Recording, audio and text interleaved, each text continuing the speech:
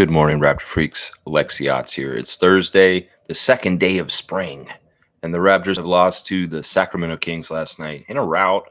It wasn't pretty. It was pretty bad. This is a game against a Western team that's in the playoffs that we did not do as well against as I would have liked, and that kind of makes me mad. It's too bad.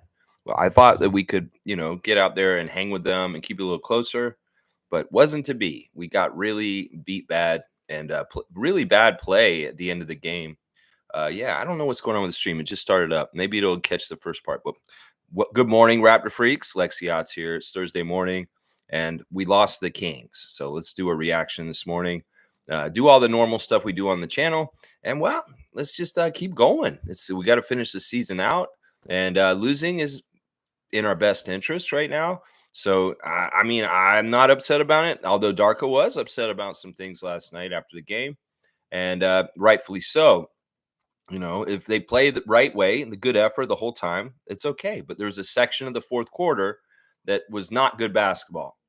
It was not done well in all kinds of ways. So that's going to be something that they're going to have to work on for sure.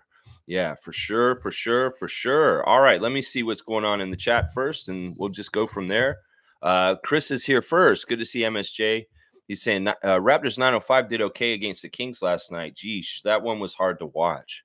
Yeah, I mean that's a pretty good descriptor of things in some ways. That it is kind of like Raptors 905, but it's not totally fair. Also, this is what Darko said last night in the press conference. He's asking guys to play roles and bigger than what they are able to do right now. In fact, this kind of goes back to my question at the coach's open house. How do you know when guys are ready to take on responsibility and bigger roles and more minutes in your game? And how do you know when they're not? Well, when they go out like they did last night in the fourth quarter, you realize they're not ready. They are not ready for bigger roles and more minutes. This is the question I asked Evo at the coach's open house. Yeah, it's very interesting. As Darko put it, we've got guys playing out of their realm of what they should be doing. They're doing roles that they shouldn't normally be doing, whether it's people like Grady starting and playing at power forward, whether it's G League guys having to play big minutes as role players off the bench, and they're just not ready for it. There was a lot of that last night. And the fourth quarter was awful, absolutely dreadful. That's not winning culture, what happened in the fourth quarter. There were times where the Sacramento Kings took out their main guys and they had their bench in. Well, that's when we need to eat up the lead a little bit and get it a little closer. But no, it got worse. In fact, they played so bad, they were turning the ball over and just letting easy baskets happen down the court. That was absolutely unacceptable to Coach Rajakovic, just so y'all know. And that's going to be a big thing that he comes down on them for today.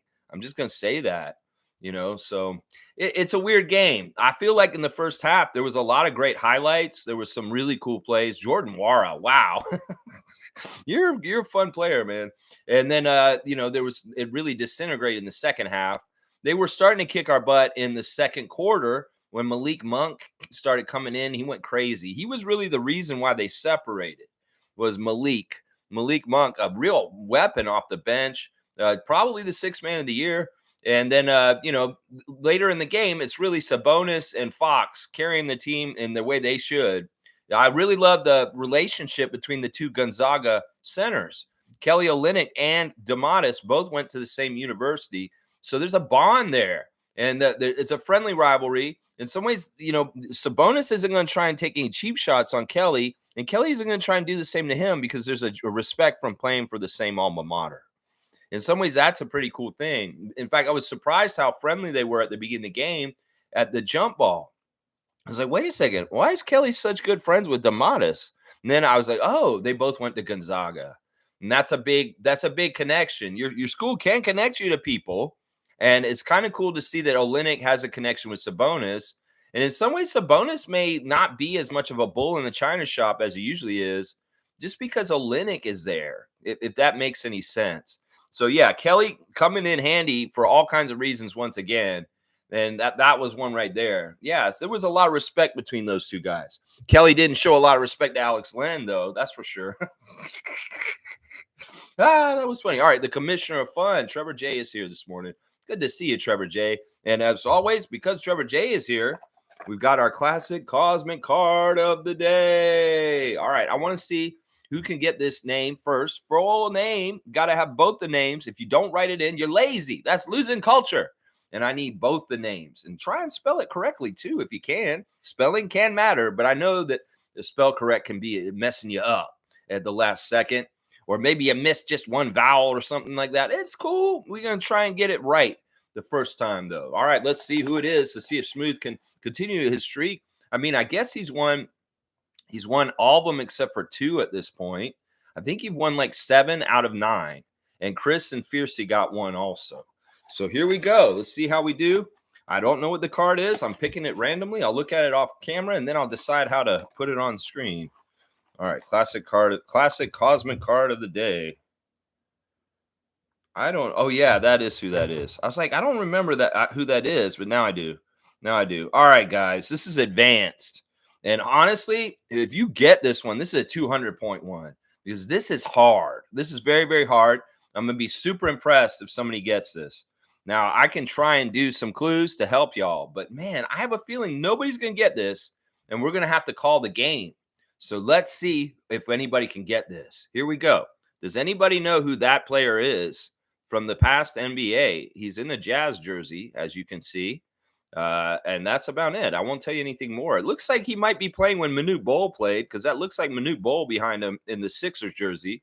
There's also, that looks like Clarence Weatherspoon over his shoulder. But who is the main player on this card?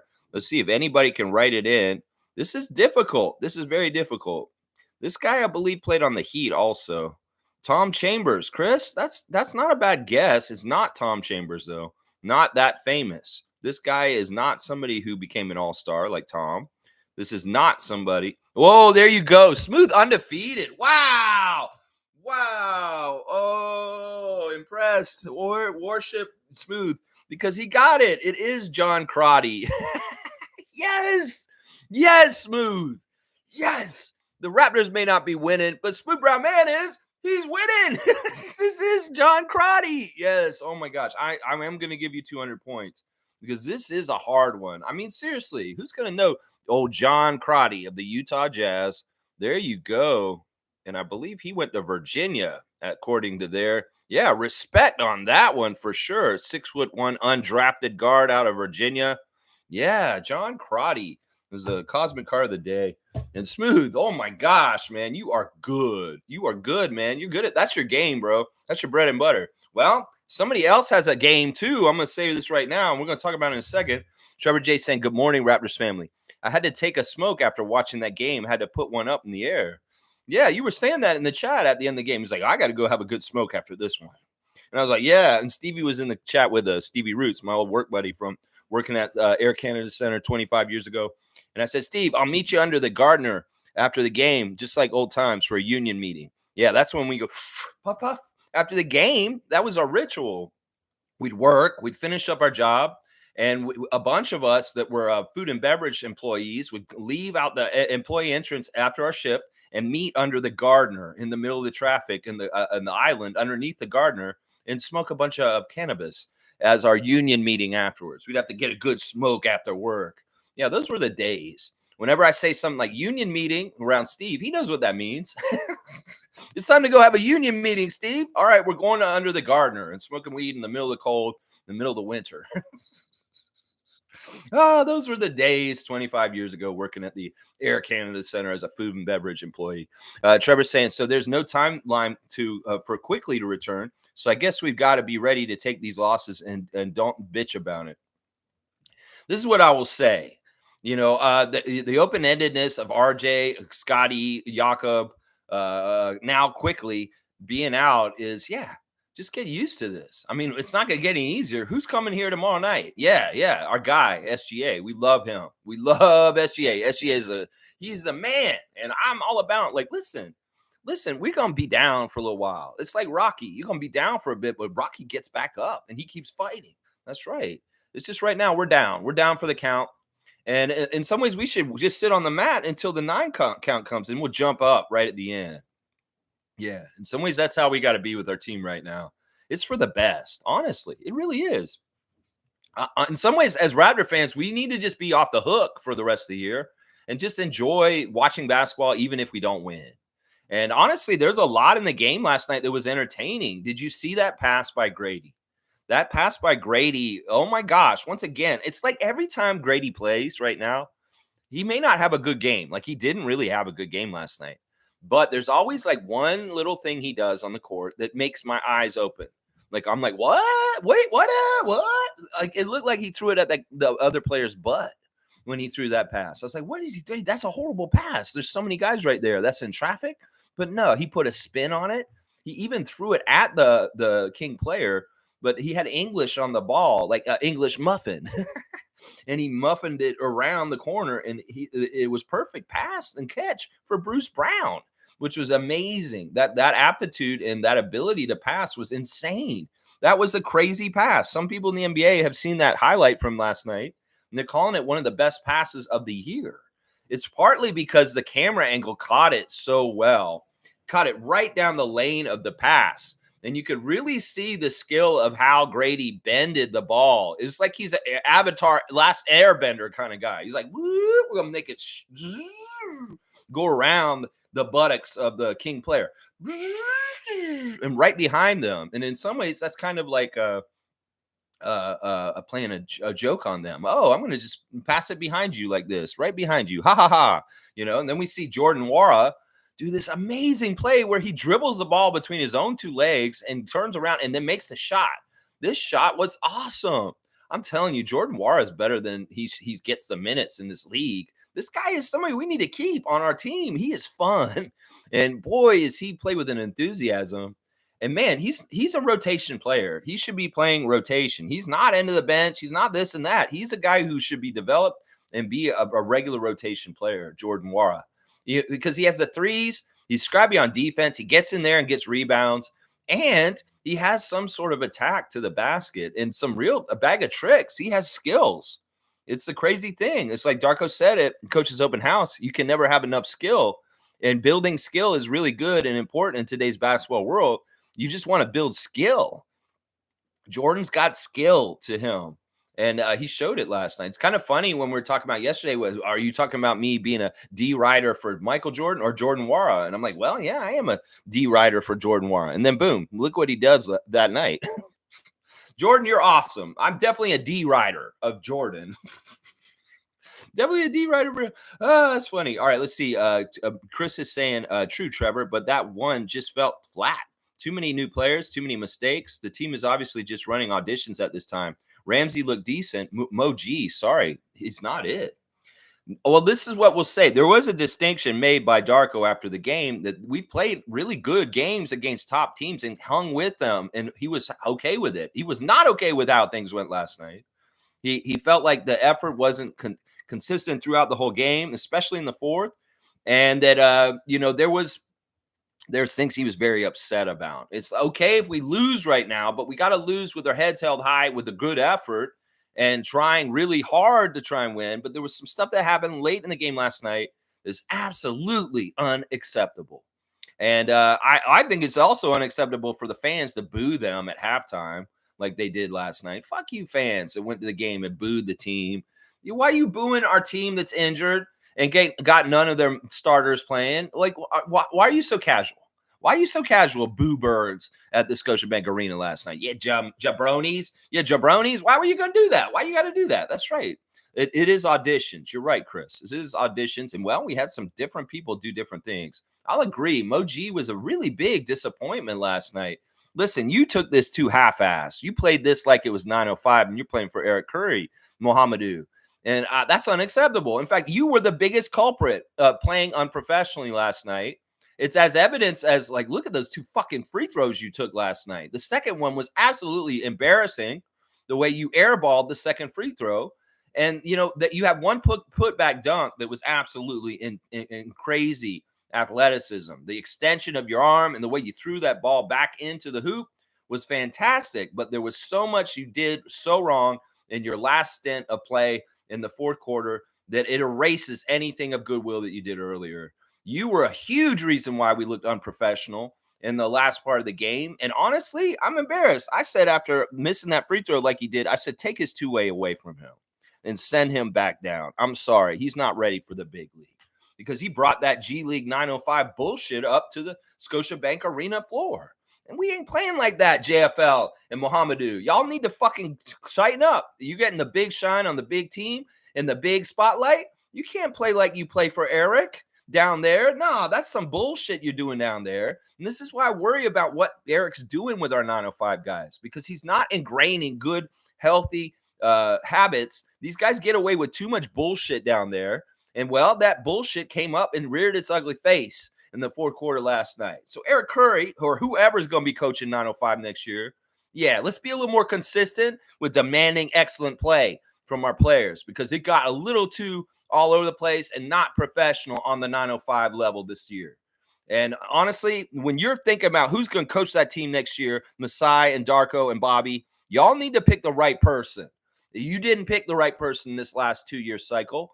And it shows when you see a guy like Guy come up and he is not prepared to play in the NBA, even though he spent all year playing with Eric Curry. What is he fucking doing out there fucking around like that? Seriously, he made us look bad. And honestly, I'm disappointed. I've seen this journey of Mohamedou this whole year. And to get to this point, to get your chance like this, to go out there and do that shit you did last night, what the fuck, Mohamedou? What the fuck, man? Come on now. You earned so much and you get up there and you fuck around with it. You don't take care of it. You fucking mistreat the game. You did not respect the NBA in the basketball game last night. And that's why I'm mad at you right now. That's why I'm mad at you, my guy. Ramsey looked great. Let's do the 3 stars of the game right now, real quick. I only have 3. My number 1 star is Jordan. Jordan Wara was the number 1 star of the game, in my opinion. 13 points off the bench in 17 minutes, 5 of 7 from the field, 1 of 2 from 3, 2 of 3 from the free throw line, 2 rebounds, 1 steal. He did have 5 turnovers and he was a minus 20. But this is a game where everybody sucked. Nobody got 20 points. Nobody had double digits at the half. And we were just scrapping by. Meanwhile, the Kings were a full octane doing what they do kind of team yesterday. So Wara is my number 1 star. But maybe it's just because of highlights and him dazzling me and saying, wow, this is what Jordan can do. So I can give him the 1st star. The 2nd star of the game is Jahmias Ramsey that Chris brought up. I feel like Jahmias was really solid. If anybody's showing that they're taking things seriously and professionally, it's Jahmias. So look at Ramsey, Mohamedou.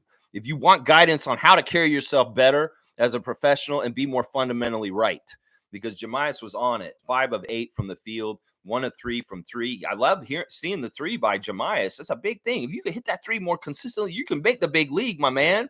Ramsey, if you make your 3s consistently, you will make the big league. This is what I'm saying. That defensive intensity is right. It is right. 3 rebounds, 1 assist, 1 steal, minus 21 with only 11 points. See, I'm giving stars to guys who got 13 and 11 points. That's how bad it is. My last star of the game is Abaji. Abaji was a fighter. Abaji was a big, strong guy down there for us. 5 of 10 from the field with 13 points in 30 minutes, 2 of 4 from 3, 1 of 2 at the free throw line, 3 rebounds, 1 assist, 3 steals. The steals were big by Oshai. Really, really big. But yeah, once again, we got another guy with a minus 18 that I'm giving a star to. I could have given a star to Gary Trent, but he wasn't efficient. And in some ways, he was the leader of our team last night. He was the number 1 guy, and he didn't lead in efficiency. He was 6 of 17 from the field. We just needed you to be a better scorer in some ways. Gary, the fact that you can't get to 20 on some nights when you have all the opportunities in the world, you're absolutely the number 1 option. It frightens me. Because on nights when Scotty and RJ and Emmanuel and all them are out there, and if you're going to be the 5th starter for us next year, you're going to have to find your slice of the pie. And if you can't find a pie in a game with none of the starters there, what the fuck are we doing with you? This is a game where you should have gotten 30 points. I'm sorry. And not even getting to 20, that's a problem, Gary. That's a problem for me. Now, listen, Gary talked after the game in the press conference, and he talked about this year being very difficult for him because he hasn't had a chance to feel comfortable this year. Because all of the change and the different players around him, he has not gotten used to his teammates at any point this year. You can think about in Gary's time with the Raptors, how long he played with Fred in the backcourt. That Fred and Gary backcourt was a very steady Freddie combo. And they were used to each other. There was a lot of good synergy and chemistry off of Van Vliet and Trent Jr. when they were the starting backcourt. Well, he has not had that feeling of comfortableness like he did with Fred for that time at any point this year. And sure, you can say that's part of the problem with what's happened this year, Gary. But why did you miss free throws so bad and look so bad at the beginning of the year? Was it your plantar fasciitis? Because I think that's what it was. But dude, I totally get it. And it's a valid excuse. You've had a different cast of characters revolving around you this whole entire year. And you may have been the one constant this whole entire time in a lot of ways because everybody else got hurt or they got traded. And you're like the only guy left around in some ways. So, Gary, I'll give you all the excuses in the world, except for why the fuck didn't you score more last night, is what I'm saying. The opportunity is there. The opportunity was there, and it just doesn't take it. So there's my 3 stars: Jordan Wara, Jamias Ramsey, and Oshai Abaji. Yeah, I didn't give one to Grady either. Grady was not shooting well. He was 1 of 8 and only had 5 points.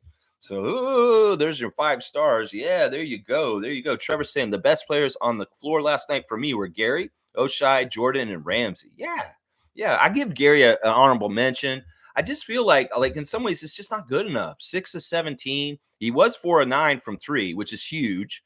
6 rebounds, 2 assists, 1 steal. Yeah, I mean Gary wasn't horrible, and he's our leading scorer.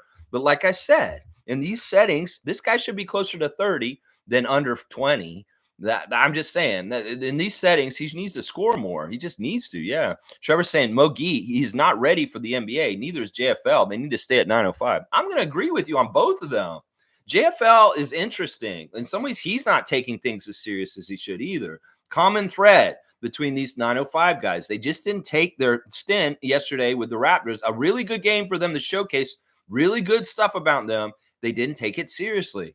Now, let's take a look at JFL because, honestly, he got a lot of minutes last night, 21 minutes. What did he do? He scored 4 points, and that's it. He made 1 of 4 shots, 2 of 2 at the free throw line, 4 rebounds, 1 assist, 1 steal, 4 points in 21 minutes. That's not the minutes per points per minutes that you got the night before for the 905. I mean, dude, you had more points than minutes played the night before against Westchester Knicks in a losing effort against that team in a rout. See, man, the losing culture could come from Eric Curry because they're so used to just rolling over down there and losing close games and just fucking waving the white flag at some point because of Eric Curry's sorry ass, whatever's going on down there, that these guys brought this shit up there to the Raptors last night. I'm not about this. We need to start fixing our G League culture and getting it better because it will bleed up to the team on the main team.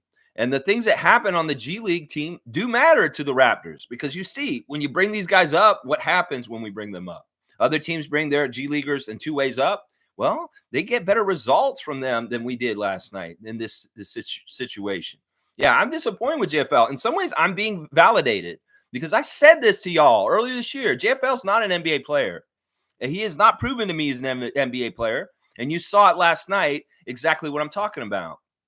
It's sure you can score like crazy at G League, but can you do that in the NBA? No, you can't. Because why did he get 4 points in 21 minutes? He had all the opportunities in the world to get higher scores because that was the night last night for any of those motherfuckers to go take what they want in this league.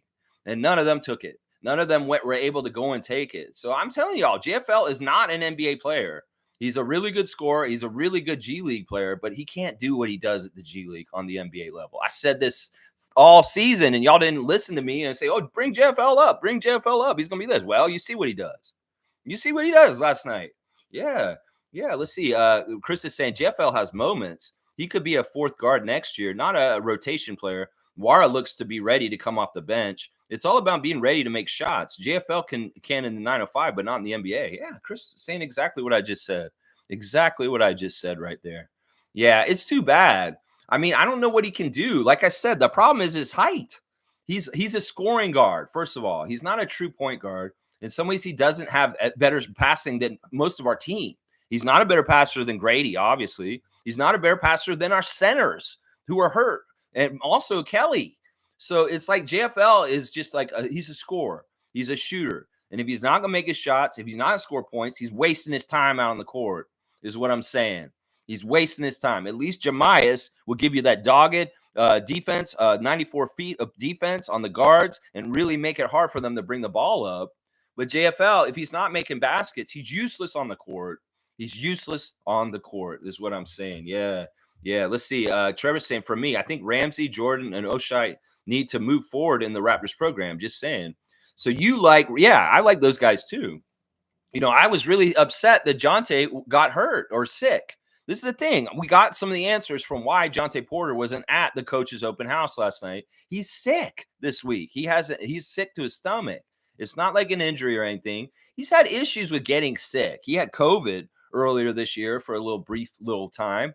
Then now he must have a stomach virus or something because he got nauseous and dizzy and could not continue in the game after his first little stint. He was so good in that little stint, too. Even though he was sick, he was out there busting his ass. There was one play where he got like 3 offensive rebounds in a row because he stood right in the middle of the lane, and the ball just happened to bounce to him every single time. And I was watching him. I was like, damn, Jonte Porter looks a little bit like Tim Duncan out there.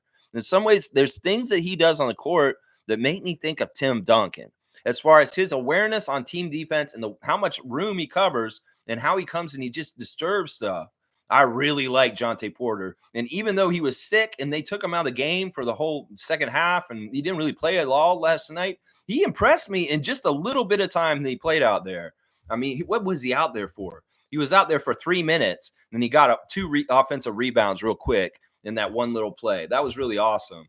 Honestly, man, I feel like if we had Jonte out there, we might have done better in the later stages of the game when things were all breaking down in the fourth quarter. If Jonte had been out there anchoring that unit as the center, I don't think all that bullshit would have been happening with Muhammadu and all that. Seriously, because he calms them down. He has the same effect on 905 when he plays there. The 905's record with Jonte Porter being there is incredibly good. If Jonte Porter's in the lineup for the 905, they're like win 2 out of 3 games.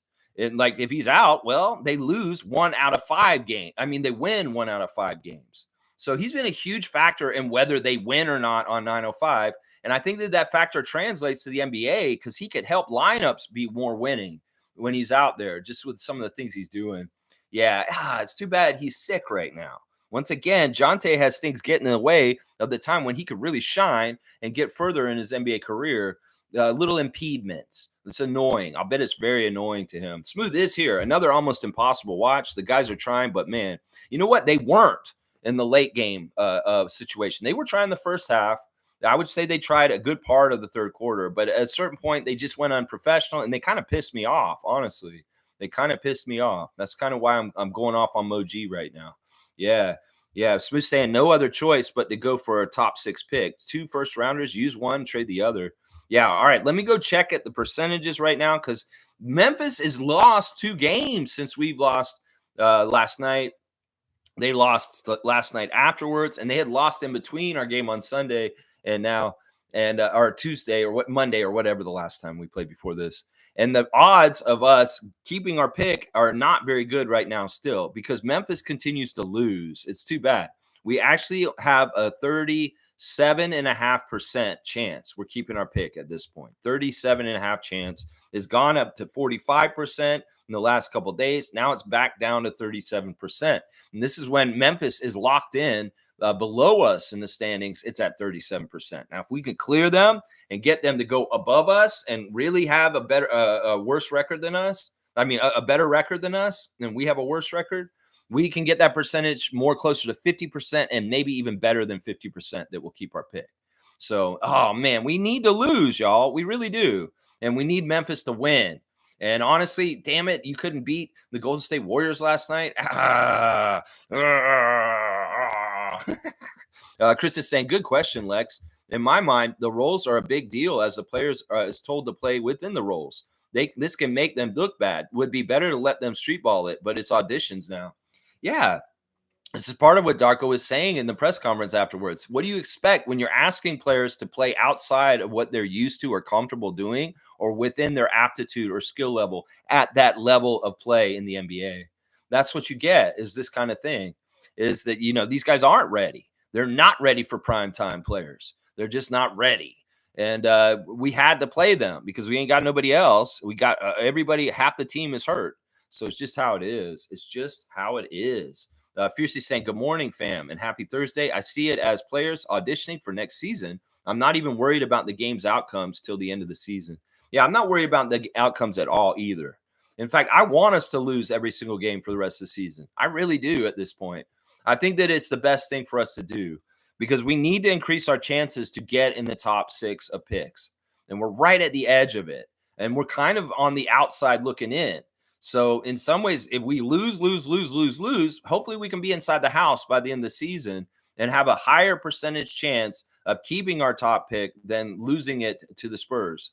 In some ways, Spurs Nation is like they're exactly where we want them to be right now, and don't change it. In some ways, they're rooting for Memphis to lose, and we're rooting for Memphis to win for sure. Yeah, definitely. All right, yeah, good job, Smooth, getting John Crotty. That is amazing. All right, the sheriff is here. Seymour Pape is here, and I want to say something right here. This guy is a badass. This guy knows his stuff because Seymour guessed the Raptors score exactly yesterday in our score prediction game yesterday. Seymour won again, just so y'all know. I'll do the breakdown going the other way. He said 89 points for the Raptors. Well, they scored 89 points. So he got their score exactly right. So let me do the breakdown of who did what in the score prediction game we do right now. I don't know if we'll do this forever. In some ways, I don't want to do this in the future. Right now, it's okay when we're like the way we are right now. But in some ways, I don't want to do the score prediction stuff because it could get messy. And team, and we're in weird places. I don't want us coming in here and predicting that they're going to lose if we're a winning culture and winning more. Right now, we have nothing to lose. I don't mind predicting the scores. But next season, if we come back with a new mindset, I may not want to play this game, just so y'all know. This game could be played for the rest of the season, but we'll see how it is going forward. We may not play it next year because I don't want to play it if we're competing and we are serious. Because in some ways, I don't like us putting it out in the air what we think the score will be, unless it's like something stupid like how it is right now for us. Does that make any sense what I'm saying? In some ways, I feel a little weird, like betting that the Raptors are going to lose is basically what I'm saying. All right, let's go. Fiercey was the worst pick, obviously. Fiercey had picked the Raptors to win 112 to 101. She was 45 points off the score. So she's last from last night. Carlo JS also picked the Raptors to win, and he was 36 points off the score.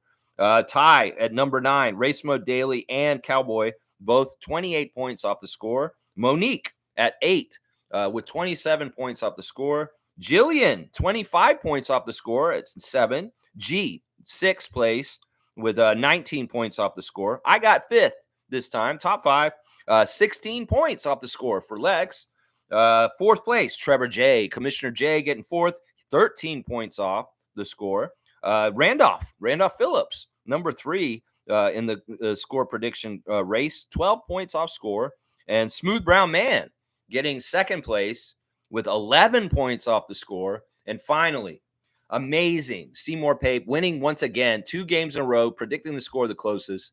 89 points for the Raptors, exactly right, and only 5 points off what the Kings got eventually. So he was 5 points off the score last night. In fact, getting the Raptors total exactly right. Kudos to you, Seymour. Once again, I'm impressed with the Raptor Freak family.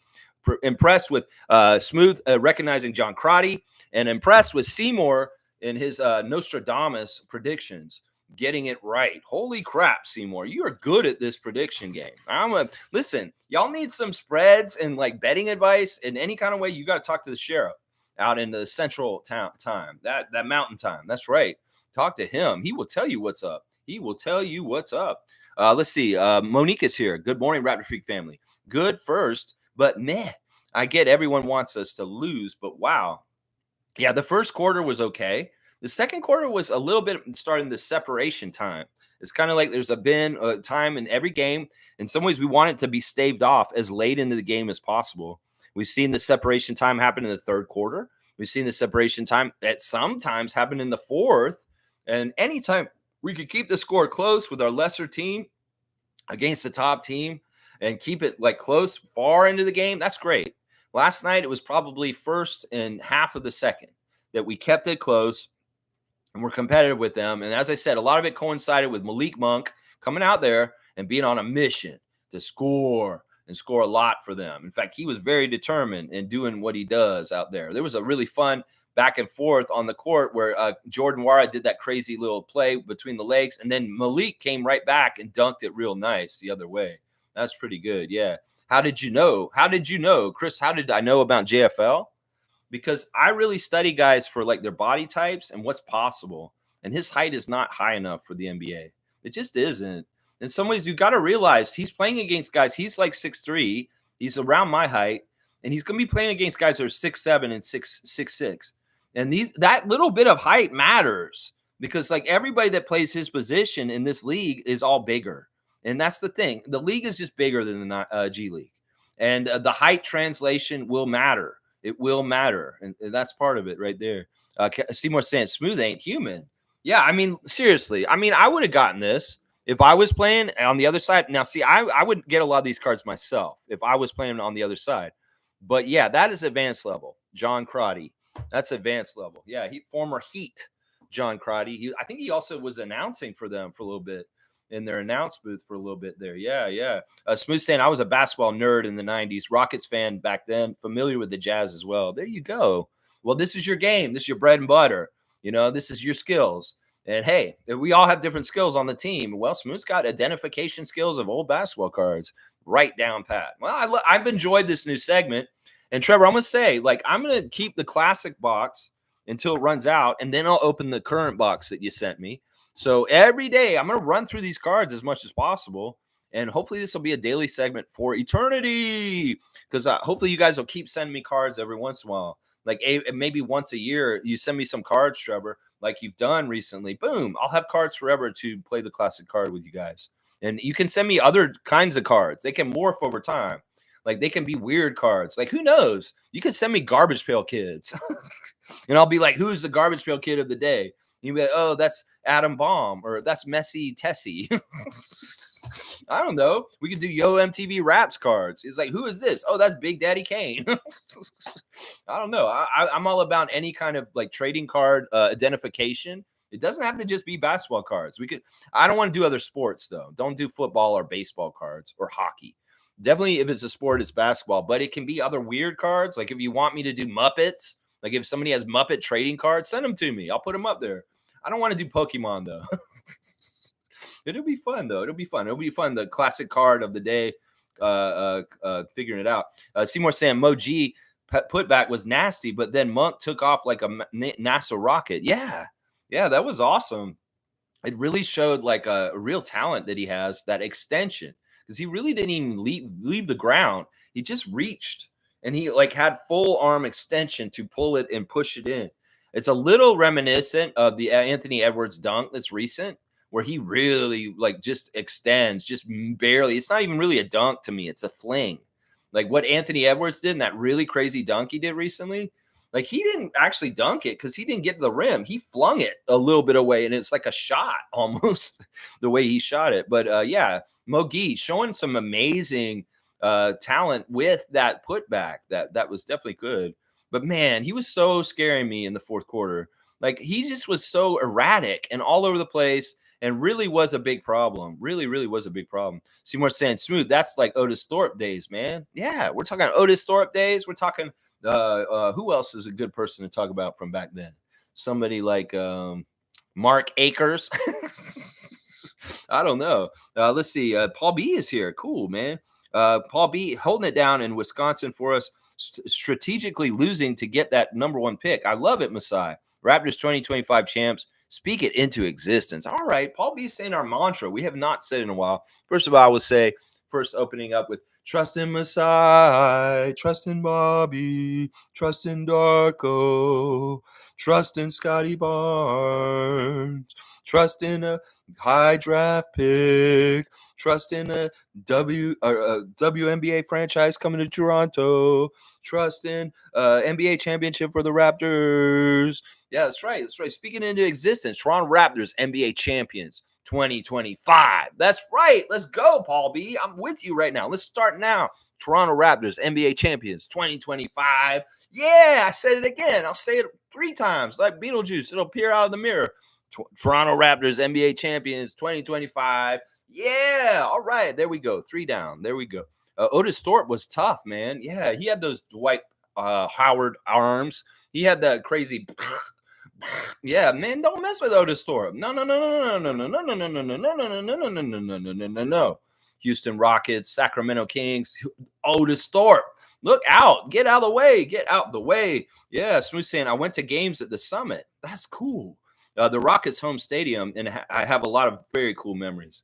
I wonder you were back there watching Andrew Wiggins' dad, Mitchell Wiggins. Yeah, you probably were watching Maple Jordan's dad, Mitchell Wiggins, play for the Houston Rockets. You probably saw people like Alan Lavelle and who else? Sammy was there for a while. Sammy Cassell when they won championships in Houston. Who else? Kenny Smith, Kenny the Jet Smith, Vernon Maxwell. Let's see. Robert Ory, of course, was on those Rockets teams around that time. Yeah. Were you so far back to Ralph Sampson? That's what I'm wondering, Smooth. I'm wondering what era of Rockets basketball you were going to in attendance in Houston. That's very, very cool. I have some old friends down south that were into the Rockets. They're Rockets fans, and they would talk about the Rockets all the time and talk trash to me. Yeah, they were all about Olajuwon. That's for sure. They were all about Akeem Olajuwon. That's right. Chris is saying, seems that they have Grady practicing the three from the back break line, not the corner. They keep challenging him, which is good, but Harrison Barnes was too much for him at the power forward position. That's experience, size, and strength that's going to beat Grady on that. And Grady's not a power forward. We're playing him at power forward just because we're undersized, and he's the next tallest guy after Kelly. And that's kind of annoying. We're undersized completely. We're undersized with Kelly against Amatis to a degree, and we're also undersized at every other position. There's just taller people at a lot of the positions in a lot of the games we're playing, and that's just how it is. Yeah, Grady should not be playing power forward 4, and that's why we need Scotty and we need all those other guys to come back, because Grady starting at 4 is exactly what Darko's talking about after the game. When guys are playing out of their role and playing in positions and things that they should not be doing just because of our injuries right now. And that is the epitome of it right there. Harrison Barnes, a great vet, a steady three-point shooter. Yeah, he's going to cook Grady to a degree because he knows what he's doing. He knows what he's doing. Superfan Mo saying, good seeing Carmen last night, Grady's mom. Fifi Dobson performed. SSWNT in the building. I have to salute Lindsey Dunn with Raptors Coaches Open House video. I love it. Monique putting the focus on the women's empowerment theme of last night is really cool. They did a lot of neat things to make the night special. In the beginning of the night, they had the ladies of the front office come out and do the player walk into the dressing room instead of the players, which was very cool. We got to see all the women that are important and integral to the Raptors organization and see their faces and names put together. So putting them on blast was awesome. People like Mary's assistant coach, Andrade, and, people like Justine Jones, who's involved with PR, a massage therapist, all kinds of different jobs with the Raptors organization being put on blast. And then, of course, they had like different stuff. Like we saw an interview with Carmen Dick, which was awesome. So cool to hear her insight about Grady and where he's at right now. As far as she was saying, I want to see him get more shots right now. And she's like, well, you get what you want, Mom, because there you go. Grady's taking shots all of a sudden on the court after your interview with him, with Kaylee.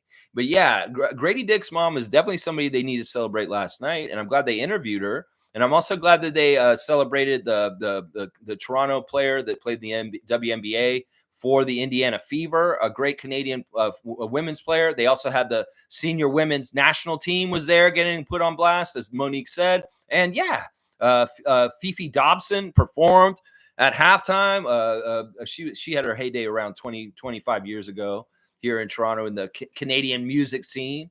So yeah, it was a really great overall presence of women in around the game.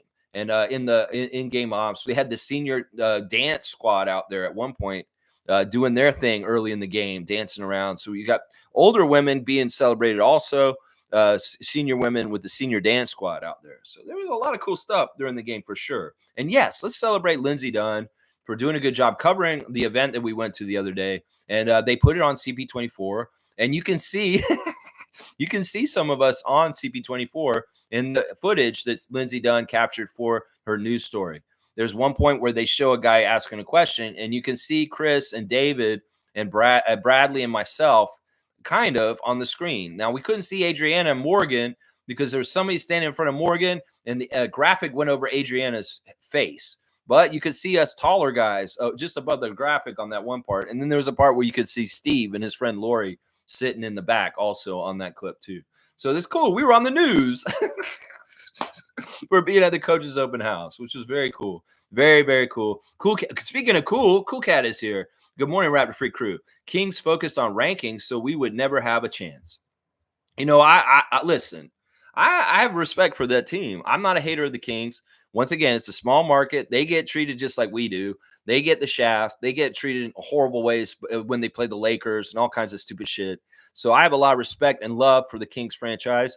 I want them to do well. I want them to be shit disturbers this year. I want them to do well. Now, I'm worried. I don't feel like they have the depth to go far in the playoffs. I feel like in some ways, I don't know why, they feel less deep than they have in recent years. And I don't know exactly why. I just feel like they're not as good in their bench. I think they've got a really good starting lineup, but they're really suspicious in their rotation. Malik Monk's fantastic, but after that, it gets a little hairy with their bench. Alex Lynn gets rotation minutes. That's a problem. I'm going to say that right now. Y'all could upgrade your backup center, Kings. You really could. There's a couple things y'all could do to make your team a little bit better. Yeah, I can't hate on that team because honestly, they've got, as they were said in the broadcast last night, they've got two current and former Canada men's basketball team coaches on their staff. Jordy, of course, coming back to Toronto last night to coach, assistant coach with Mike Brown for the Kings. And we love Jordy Fernandez. This summer is going to be a big deal. And he got interviews about the Team Canada stuff coming up while he was in town. It's lucky he was in town while the pools were announced for the Olympics this summer, so he could do a press conference with everybody talking about Team Canada and the plans for this summer. He talked a lot about, of course, he wants the guys who were played last year to come back, but he's very interested in seeing the players that are in the NBA that want to step up and say, hey, I want to play for Canada, and see what talent is saying that. So Jordy kind of giving a nod that Team Canada's going to get shook up a little bit from the World Cup roster last year, and that we should see some high caliber NBA guys like Jamal Murray get added for this summer. So I'm excited about Team Canada. In some ways, this season is depressing and sad right now with the losing, but we have so much to look forward to in the near future, including I'm really going to find this draft very exciting. The summer league's going to be fun. And of course, Team Canada and the Olympics this summer is going to be absolutely great. And that'll slingshot us right into the next season with hopefully a full, healthy Raptors roster of everybody available. Scotty, Jakob, everybody available. So there's a lot to look forward to this bright Raptors fans. So you know what? Go through the darkness with me right now. But I'm telling you, it's going to be a bright, sunny day on the other side. So be ready for that. Be ready for that. Yeah. Yeah. The Kings, I don't know. I wish I could say that I have faith in them to do something in the playoffs, but I don't. I really don't. I think Mike Brown's a good coach. I think that they've got good players, but they're going to get a discount with the refs in the playoffs. They're going to get shafted, and I don't know if they have enough talent and they're playing well enough to do well. I have way more confidence in teams like New Orleans, Oklahoma City, and in Minnesota than I do in the Kings this year. I don't know why. Last year I was big on the Kings. I felt like they could do more in the playoffs, but this year I'm not feeling good about them. I'm not. Even though they played us really well last night and kicked our butt. They absolutely kicked our butt. Seymour saying refs got a C+ grade. Some questionable calls for Sabonis and no calls for our guys. Yeah, they were definitely doing disrespectful calls to our team. There's one play, and this is the play that really started me pissed off at Mohamedou.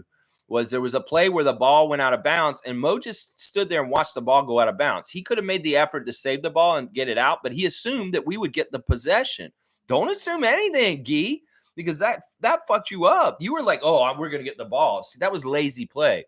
And those referees, those NBA refs, they're not going to fucking help you. It could have been off of the Kings, but because you showed a lazy-ass effort to try and stop the ball from going out of bounds like a G leaguer would, like somebody on the 905 would, well, he told you, no, possession's Kings right to your face, even though you were like, well, it should be our ball. Yeah, it probably was our ball, but because you played like a lazy ass to try and get after it, you could have gotten the ball, but you didn't. You just let it roll out of bounds. Well, JB DeRosa punished you for it.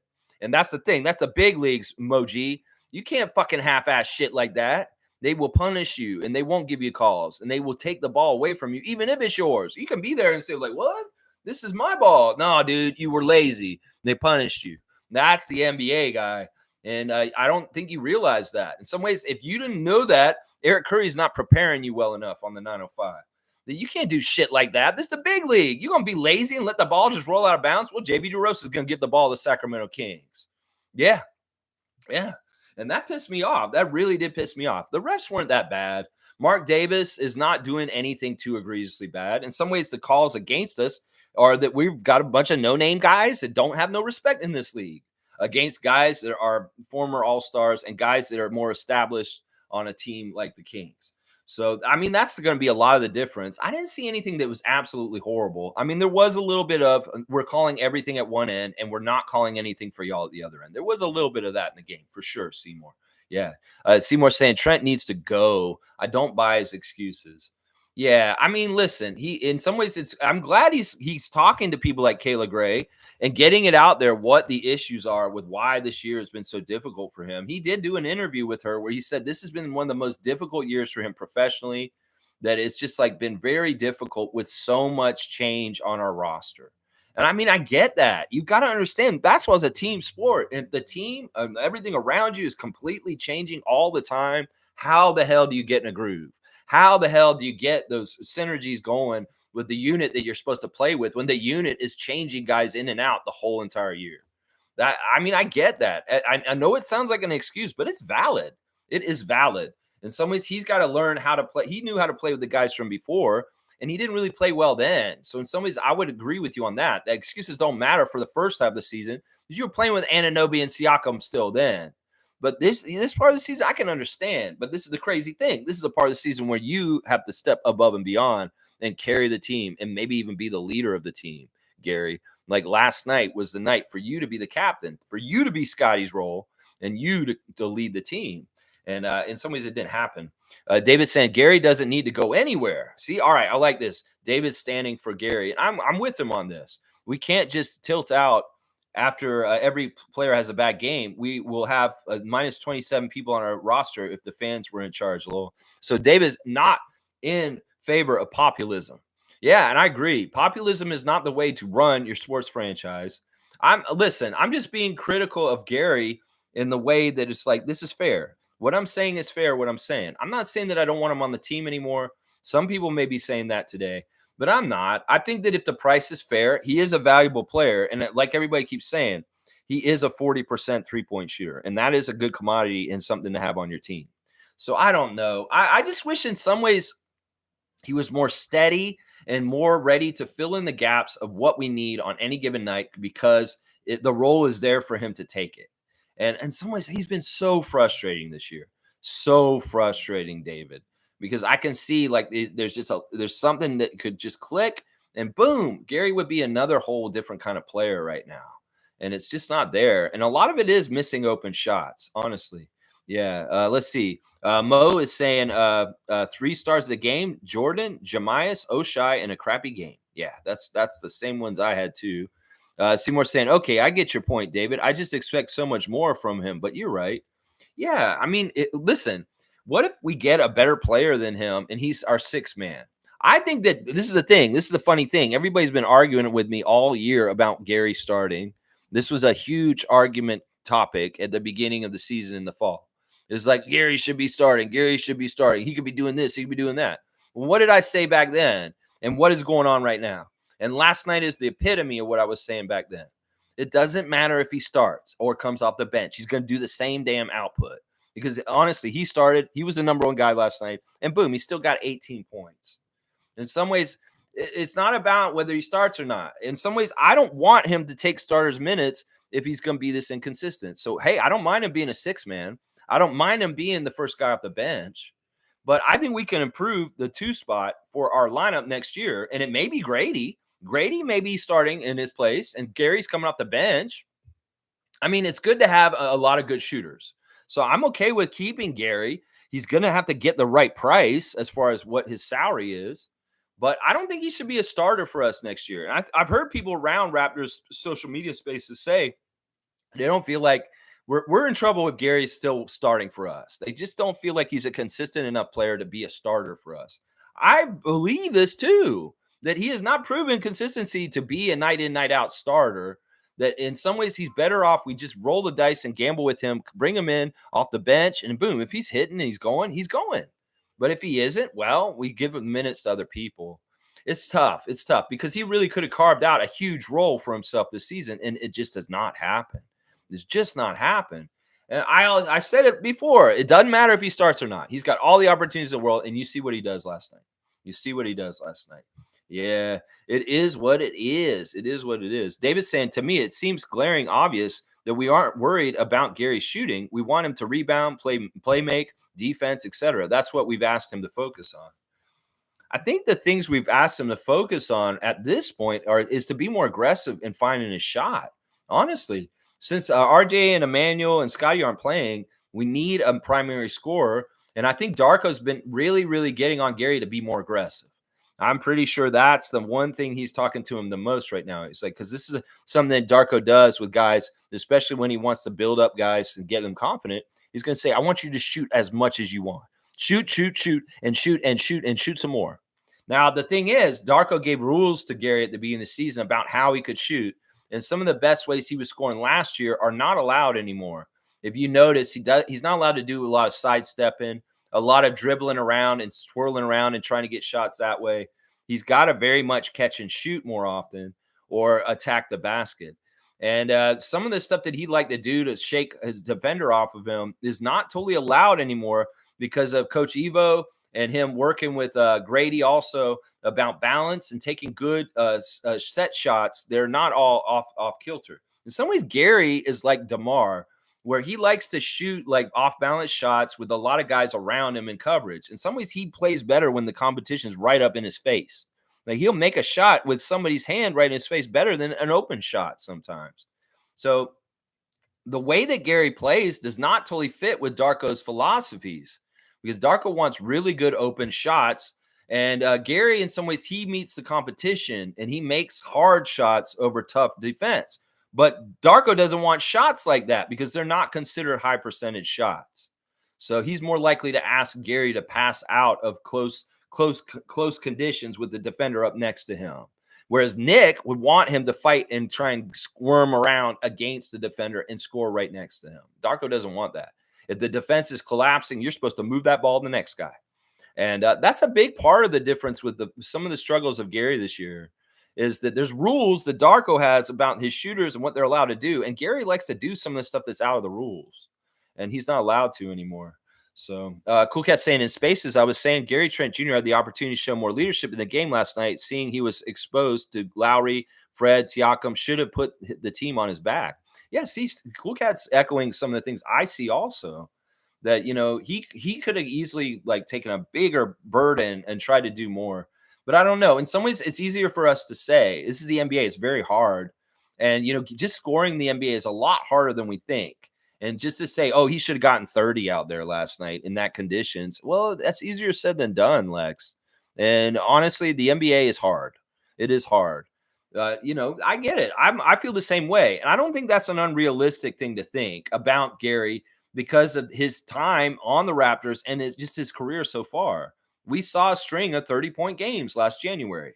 That was absolutely phenomenal. Where is that Gary? That's what I'm wondering right now. That's right. David's saying, I understand it isn't his first shitty game. I get that too. I think there's just more going on here. That's all. Yeah, it's not even that he had a shitty game. It's just that we saw the room to expand further and it wasn't capitalized on is basically what it is. Honestly, I'm going to go easy on Gary more often than not going out because I want to keep things going good with him, and I do want to keep him. But like I said, I don't know if he should be a starter for us next year. That's part of the problem. Does he want starter minutes and starter salary? Well, we may not be lining up with him on what he wants in that case. So we'll have to see. This is going to be a very delicate subject this summer, how the negotiations with Gary Trent Jr. go. We'll have to see. Smooth saying, I expect Bruce Brown and one of the first round picks to be traded and to bring in a solid rotation player. I love that idea. I think that's a very sound idea. I think that it really is going to depend on whether we protect the pick from San Antonio, whether we trade one of our draft picks this year. I think if we lose that pick, we're not going to trade the other two, and we'll keep the other two and we'll draft with them. But if we do keep that pick, we do keep our protected pick. I could see us trading the pick in the middle of the first round, Indiana's pick, and just keeping the top pick and the first pick in the second round. Those two guys will be our pick. But yeah, I can see what you're saying, Smooth. And Bruce is not a bad trade piece for sure. Yeah. David's saying, yeah, I'm thinking that pick we are teeing for as part of the package, and the player is the real proper one. Yeah, I don't think we'll draft 3 guys. It doesn't make sense. If our garden has certain plots to put plants in, I don't know if we have 3 plots to plant new players in, although maybe we do. We scrap a bunch of these guys let play last night, and they're just like, yeah, it's not working out. Bye. And we have 3 new rookies next year. Maybe, because that's really what we got to think about when we're drafting. It's like we want to draft these guys and not waste like Oklahoma City does left and right. We got to have 3 places for them on the roster to grow into. And that's why I would say it's more likely we cap 2 rookies next year than 3. Sometimes having 3 rookies is weird. The Raptors don't often have like 3 rookies at once. We did when Scotty came in with Delano and Justin and Scotty. But quite often it's not 3 rookies. There's usually either 1 or 2, usually just 1 or 2. Let's see. Monique is saying, way to praise Jonte, Lex. Thank you. Yeah, I feel like he wasn't barely out there, but boy, was he involved in the 3 minutes he was out there. Very much. And like, honestly, you see a difference with our defense when he's out there. He was really like covering a lot of ground and switching and focused very well. Like, there's some things about Jonte I just love. I really do love some of the things about it. And he does remind me of Duncan. It's crazy. Like, I want Scotty and Jonte to be more and more like Tim Duncan going into the future, especially on defense and the way they play team defense. And I see all the seedlings of it right now. Jonte may be a little bit ahead of Scotty with defensive awareness as a team defender. And in some ways, there's a lot of stuff that maybe Scott could learn from Jonte in a little bit with his the way he's moving around and the way he's seeing defense right now. If Scotty could cover ground like Jonte does, man, he would be an exceptional defender, a team defender. If he could do that, that would be awesome. Smooth saying a package trade can't have 2 first rounders on the team. That's what I'm saying. So if we, in some ways, the Indiana pick is insurance just in case we do lose our pick to the Spurs, so that we can have a first round pick that's somewhat good. And it's speculated that depending on things, Zach could be in the middle of the first round, and that could be what happens. Is if we lose our pick to San Antonio in the top of the draft, well, in the teens we may be picking up Zach Edey as a center at some point in there. I could see that. Yeah. David's saying, sorry, say that again, Smooth. I'm sure you're right. I haven't had coffee yet. You can't package a first round pick in a deal.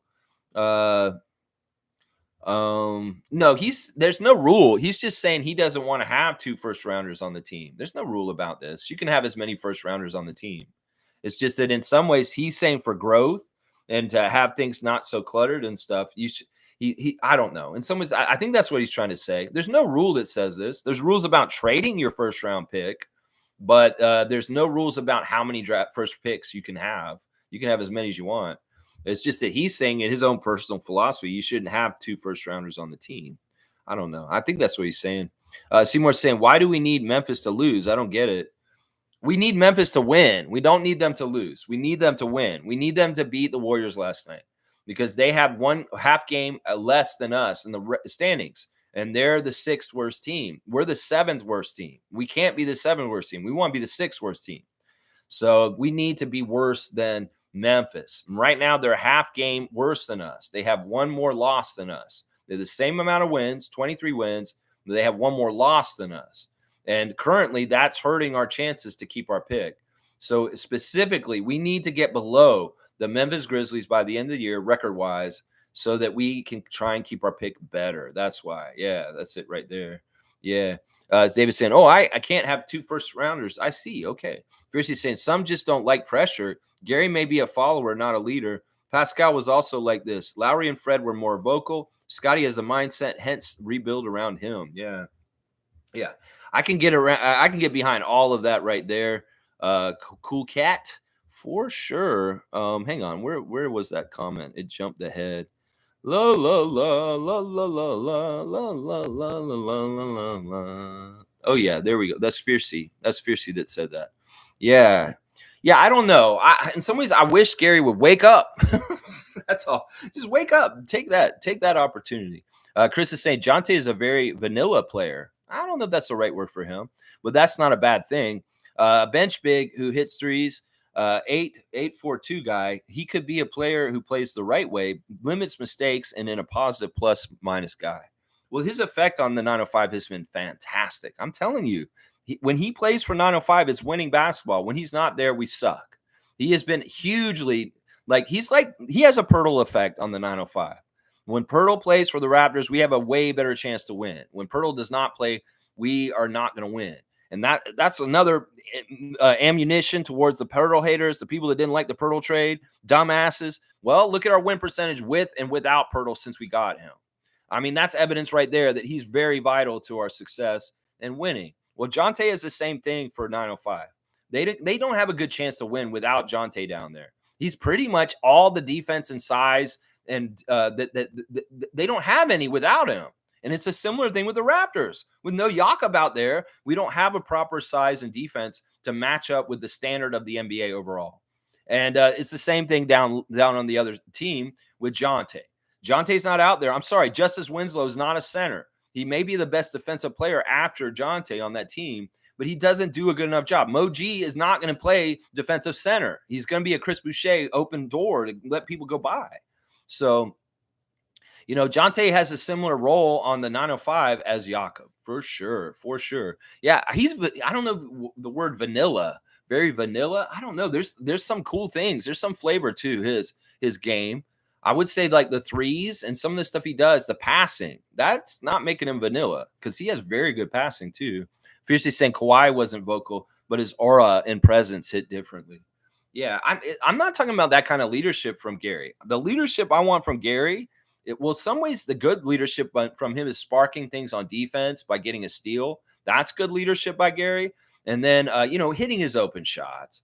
Like if he would just hit threes, like I wish he had more of a Dame Lillard killer mentality where it's like he's coming down the court and he's like, yeah, I'm going to fucking make a three on y'all and y'all can't do anything about it. No, he's a little passive and going to get his points and letting the game come to him. In some ways, that's the way he was taught, and that's a team game.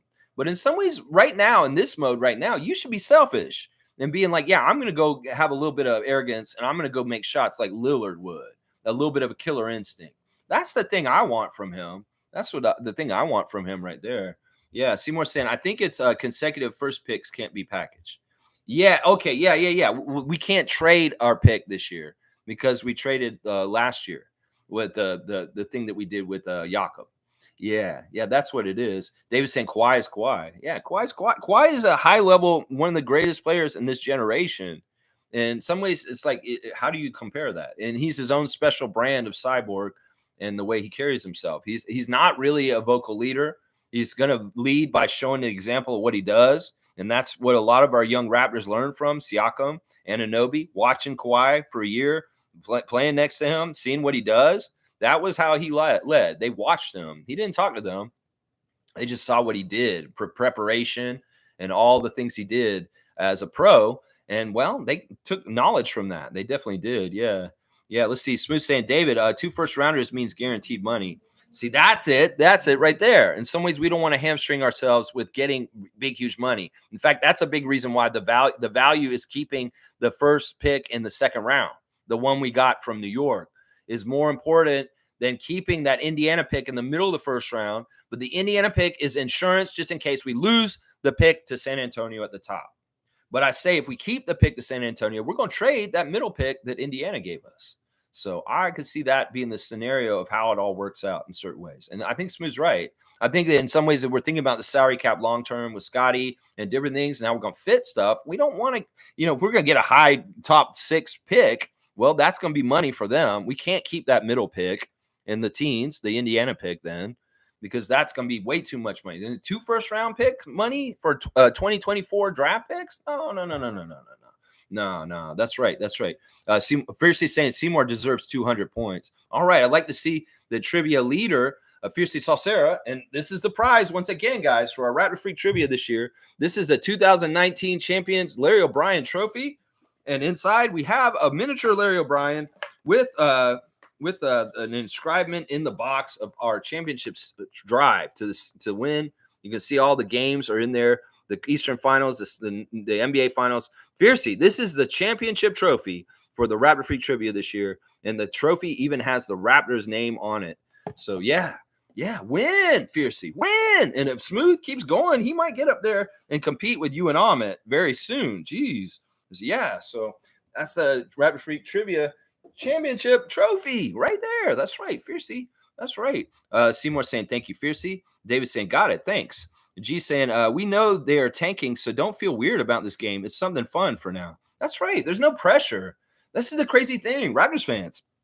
We ain't got no pressure about anything, so let's just chill and be entertained. That's it.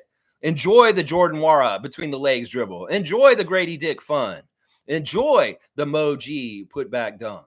That's what you guys should do. Just take it for an entertainment value. And you know what? The other thing is, as Raptor fans, let's show some respect for our opponents and the hard work that they've done. The Kings organization's done a good job. They have a lot of ties to us. As I said, there's Jay Triano and Jordy Fernandez, former Raptors coach. Jay Triano's on the bench. And then you got Doug Christie, former Raptor. His name's on my shirt right now. Doug Christie, assistant coach. Lots of ties between the teams of the Sacramento Kings and the Raptors in different ways. And honestly, once again, I'm united with small market teams. Small market teams, I'm on your side. I'm not against y'all. Denver, all you teams. I want y'all to get more shine. I'm anti the big market teams, the Lakers and the Celtics, numero uno and two. Yeah, everybody else is against those teams. I'm with you. So, Kings fan, if you're coming to watch my reaction today and you're expecting me to come at y'all, I love y'all's team. Domantas, I love Lithuania. I'm an Estonian man myself. And you know what? I love Domantas Sabonis. I think De'Aaron Fox is extremely talented. I'm not going to hate on y'all. Y'all did good last night. Y'all blow us out. You know, they were saying the Kings have a tendency to play down to their competition. Well, y'all didn't do that last night. So good job for Mike Brown and the Kings and not playing down to our shittiness last night and taking it seriously and blowing us out. That could have happened. Honestly, they could have played down to us and the game would have been a lot closer. And because the Kings didn't take it as seriously. So maybe there's some growth on the other side for Sacramento showing that, hey, we're not going to play down to the shitty Raptors right now. We're going to play at an excellent level. So good stuff. Good stuff. That's right. Chris is saying right now the team is a mess. The score prediction is easy as losses are coming. No one feels bad about it at the moment. You can't jinx a loss, as we know. It's going to be a loss. This is exactly the stuff that I'm talking about with why I don't want to do this next year. We can do this right now. This is not going to be a segment for next year. When we are competing and it's serious and we are back to like we're trying to win games, we won't play the score prediction game again. There will be periods of time where maybe we'll play it when they're like this. But otherwise, I don't want to do it if we're competitive. Because as Chris says, we don't want to jinx things. We don't want to get overconfident. We don't want to mess around with it. Right now, we have nothing to lose. It's just something fun. We'll do it for right now. But only for the rest of the season. And don't expect this to be a continuing segment for next year. Because I don't think it'll be a good thing. Yeah. Smooth saying good stuff. Well appreciated, Seymour. Yeah, really good. 5 points off the score. Fantastic. Seymour said it would be 117 to 89. It was 123 to 89. Just 5 points off on the Kings score. Yeah, Seymour, good job. And you honestly, you've won both times. So we'll see how you do tomorrow. So start thinking about the OKC game right now.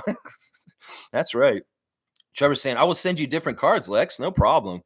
Trevor, you are awesome. Commissioner Fun, Trevor J. I love you, man. You are such a big part of the spirit of this channel and making it fun, my guy. Trevor, your jet setting this season was so commendable and admirable. How many Raptor games you saw on the road this year? I mean, you were in LA. You were all over the place watching the Raptors, all over the country.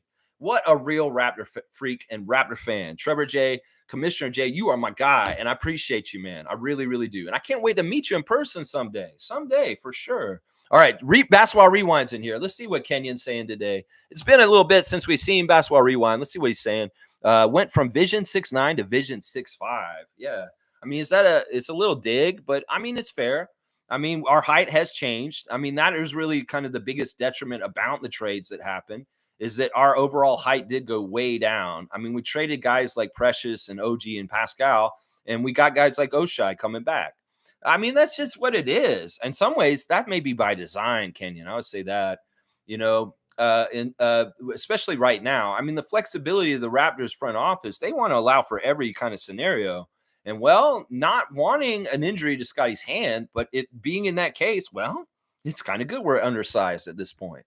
Because it'll make it harder for us to win out for the rest of the season. And really, that is kind of the goal at this point. It really is. Cool Cat saying, so I found out that one of the Thompson twins had a blood clot issue and is out the rest of the season, similar to Koloko, it seems. That's the Detroit one. They just announced that Osura Thompson and Isaiah Beef Stew are both shut down for the season for the Detroit Pistons.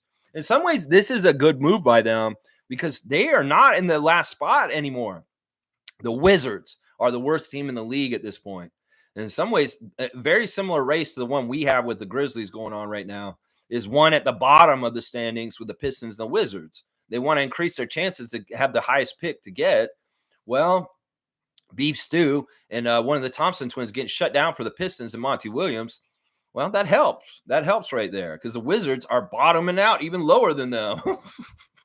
That's why I was like, man, when we play the Wizards on Saturday, is there going to be some sort of like teams are both trying to lose at the same time kind of thing going to go on?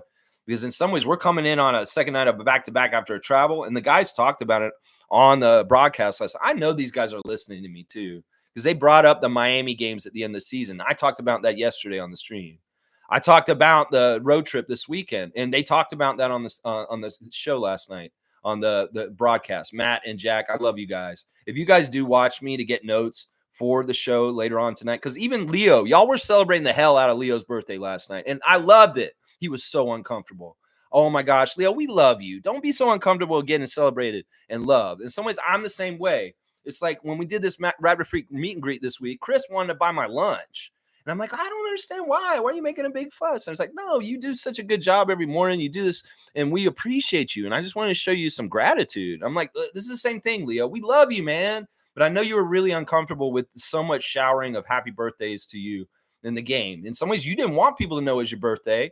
In fact, you did a misdirection. You said it was your birthday on Raptors Tonight last week so that you would think that everybody thought your birthday already went by. Well, I might have screwed you up because in the morning, I made a big deal out of your birthday on my stream. And I guess the ladies at TSN, Kate and Kia, got wind of it. Like, oh, it is Leo's birthday. And they went crazy. And because last year they didn't know it was your birthday. Is that what they said? They said, oh, we sent you, made you go get us lunch and it was your birthday. We felt so bad.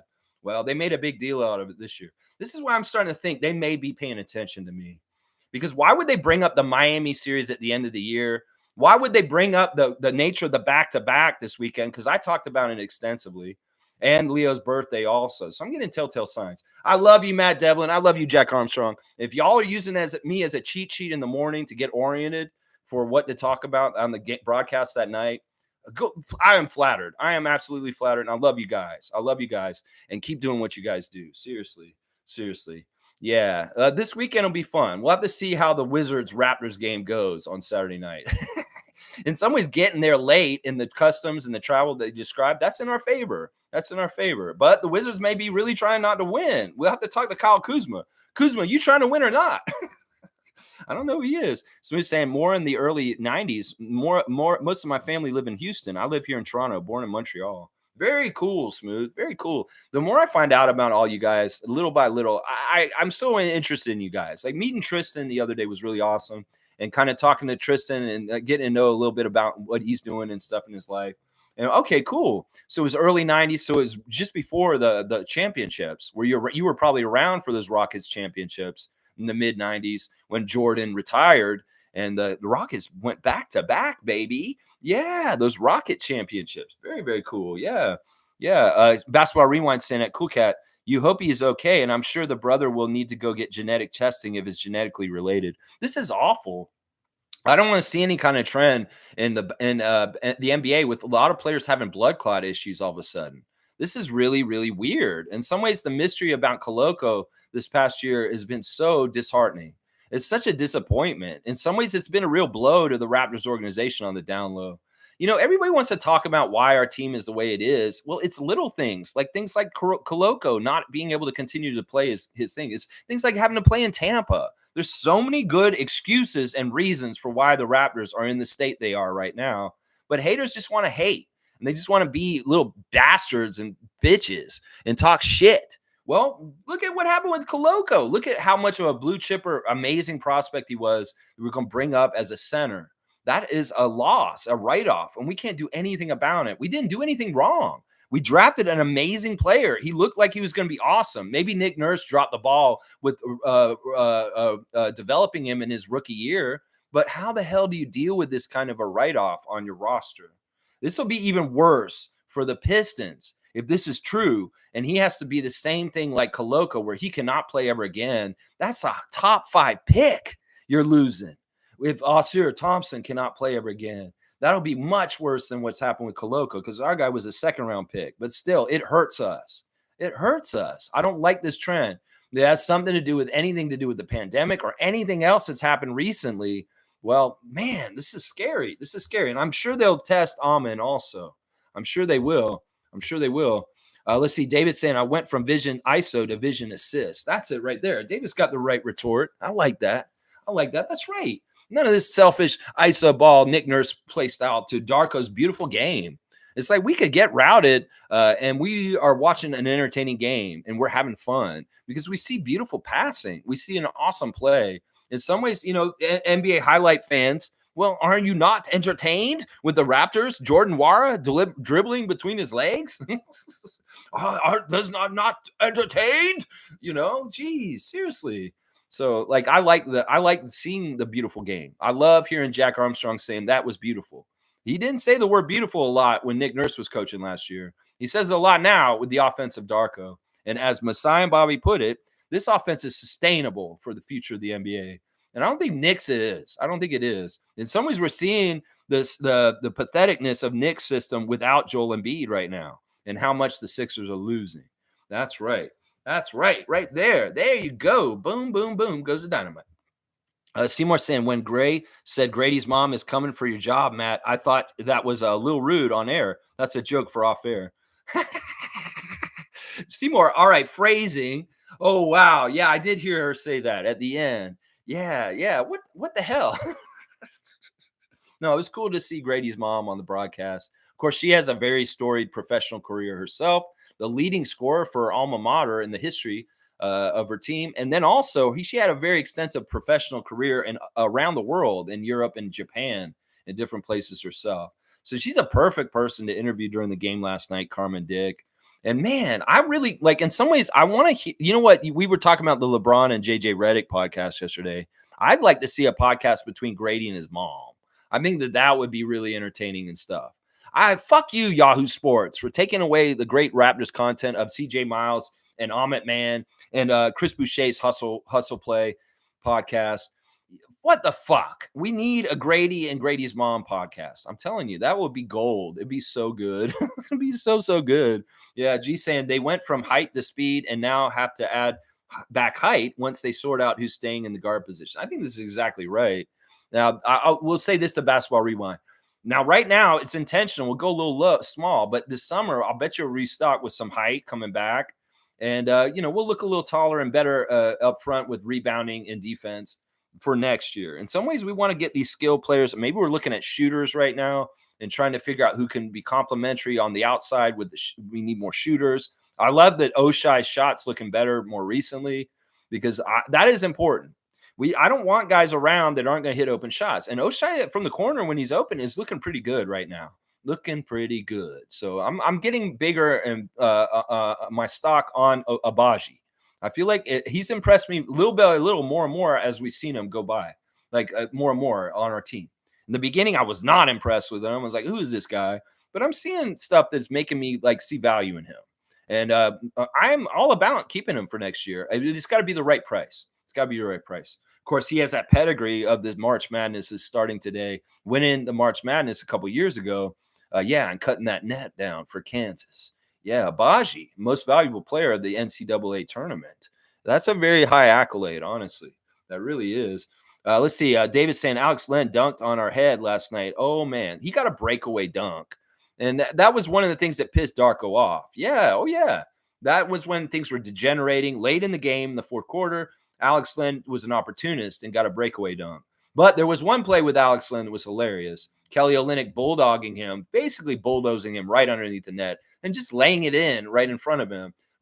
Alex Len looking for the call from the ref. The ref's not doing jack shit. They don't respect you, Alex. Why do you think they're going to call something like that? Kelly's got more respect than you, and he's allowed to push you underneath the basket and make a layup like that.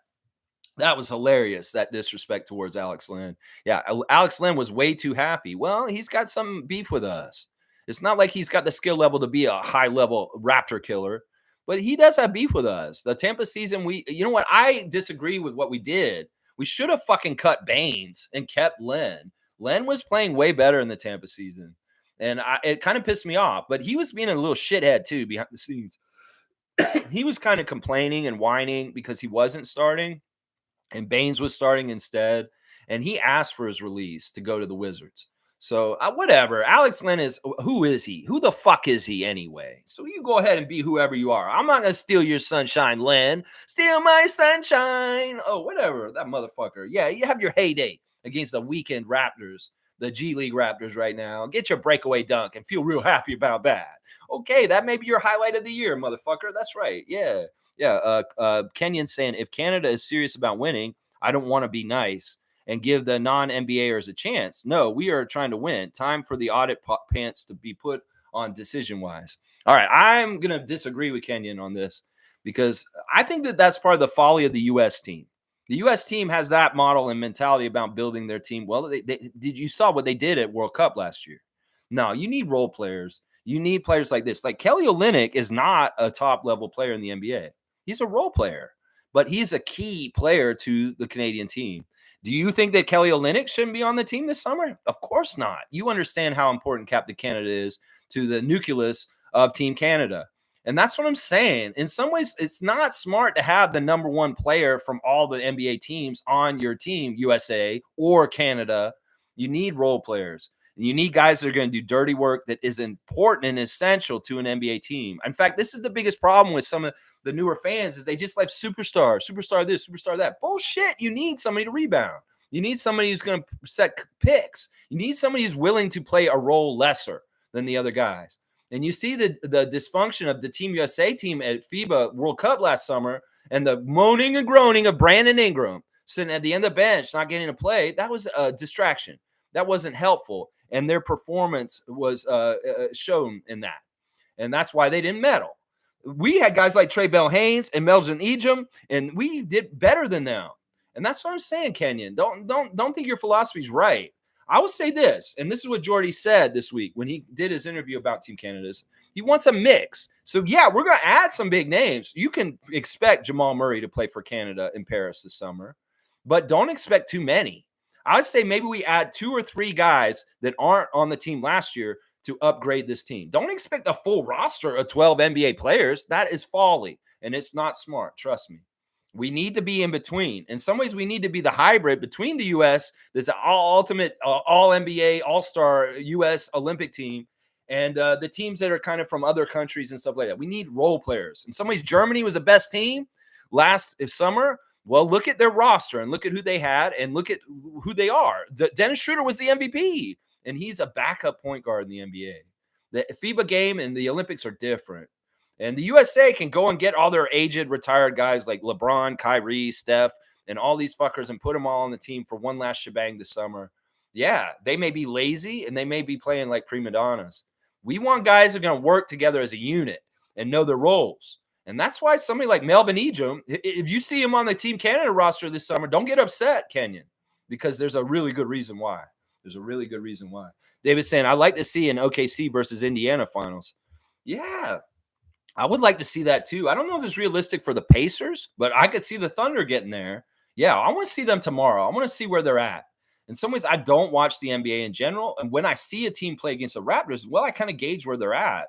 And I really want to see the progress they've come along with. I've been really much a Chet hater, but I want to see how he fits in with SGA and the rest of them. Of course, I'm a huge fan of our Team Canada guys, SGA and Lou Dort. So it'll be fun to see them play against the Raptors tomorrow, for sure, for sure. Cool Cat saying, Kenyon, I thought of his twin too. Found out Ingram had clot issues too. Just hoping that something can be done for young people, especially.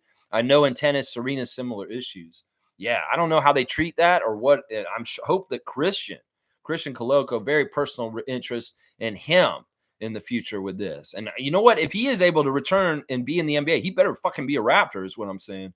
Kenyon's saying King's struggle is Sabonis can't shoot in the mid-range, so they give him the Draymond treatment, and they don't know what to do. They haven't fixed this issue. Yeah. I don't know. We'll see. I'm not nitpicking about their issues or anything like that.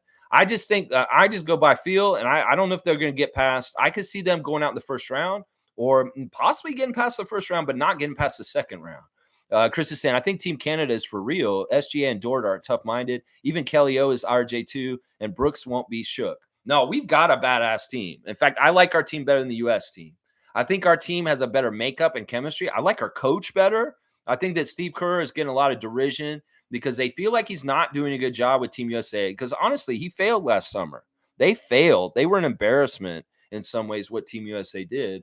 And honestly, I don't think that you could just throw star power at international play and just expect to win at this point. I think that the rest of the world is just growing up and playing better. And it's like that what they say in the NBA right now. You can build a super team with like they did in Brooklyn or they're doing in Phoenix right now, but it doesn't necessarily mean you're going to win the whole thing. That you need to be the team that fits together the best, like the Denver Nuggets. That you need to be the team that's team makes sense. You can't just throw a collection of talent together and say, "Oh, go do it. You're going to win." No, that's not how you win at basketball at this point.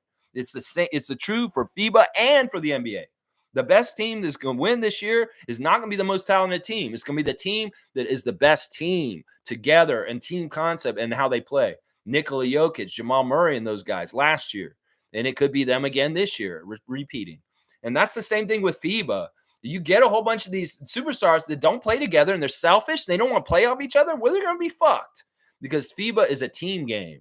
And that's a big thing. Team concept's more important than talent in some ways. And Germany proved that last summer. Proved that. That's right. That's right. I think they're for real too. And I think the leadership of SGA at the top is the swagger. Is that this guy's like, all right, I'm going to meet eye to eye with that top player on every single one of those other countries' teams. And I'm going to come out there and be better than them.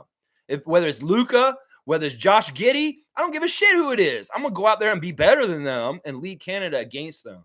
I think we got weapons. You add Murray to the mix. Oh, my gosh. That's the secondary scorer that takes the pressure off of RJ Barrett to be the secondary scorer behind SGA.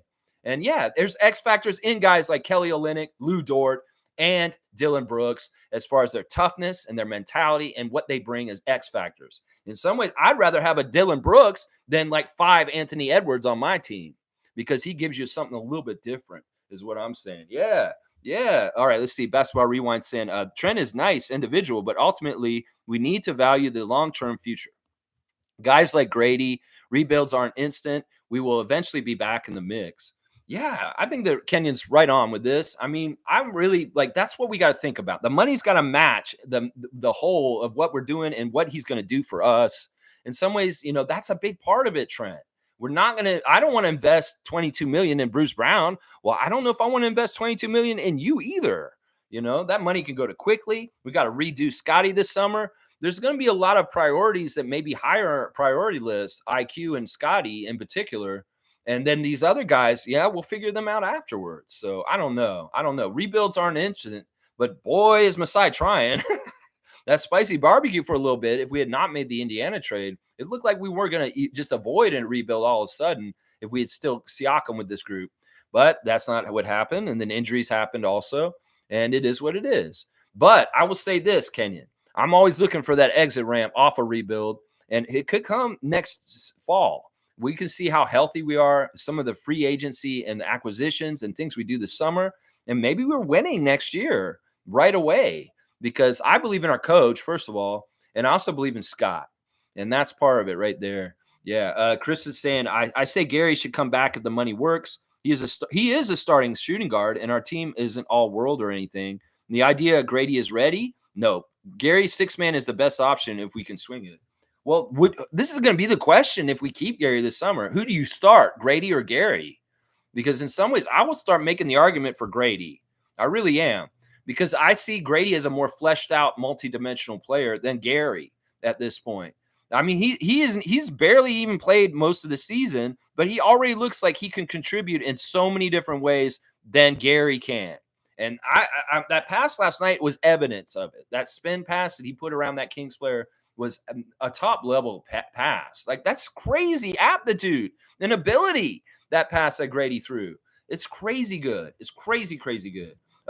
Kenyon saying Gary is a 6-man, but he's a luxury on this team. Gary would not be a starter on most other teams in the NBA. Yeah. I think at this point, I think that he had that chance. He may have been a good starter for us in years past, and acceptable starter and playing good starter kind of quality stuff, but inconsistently.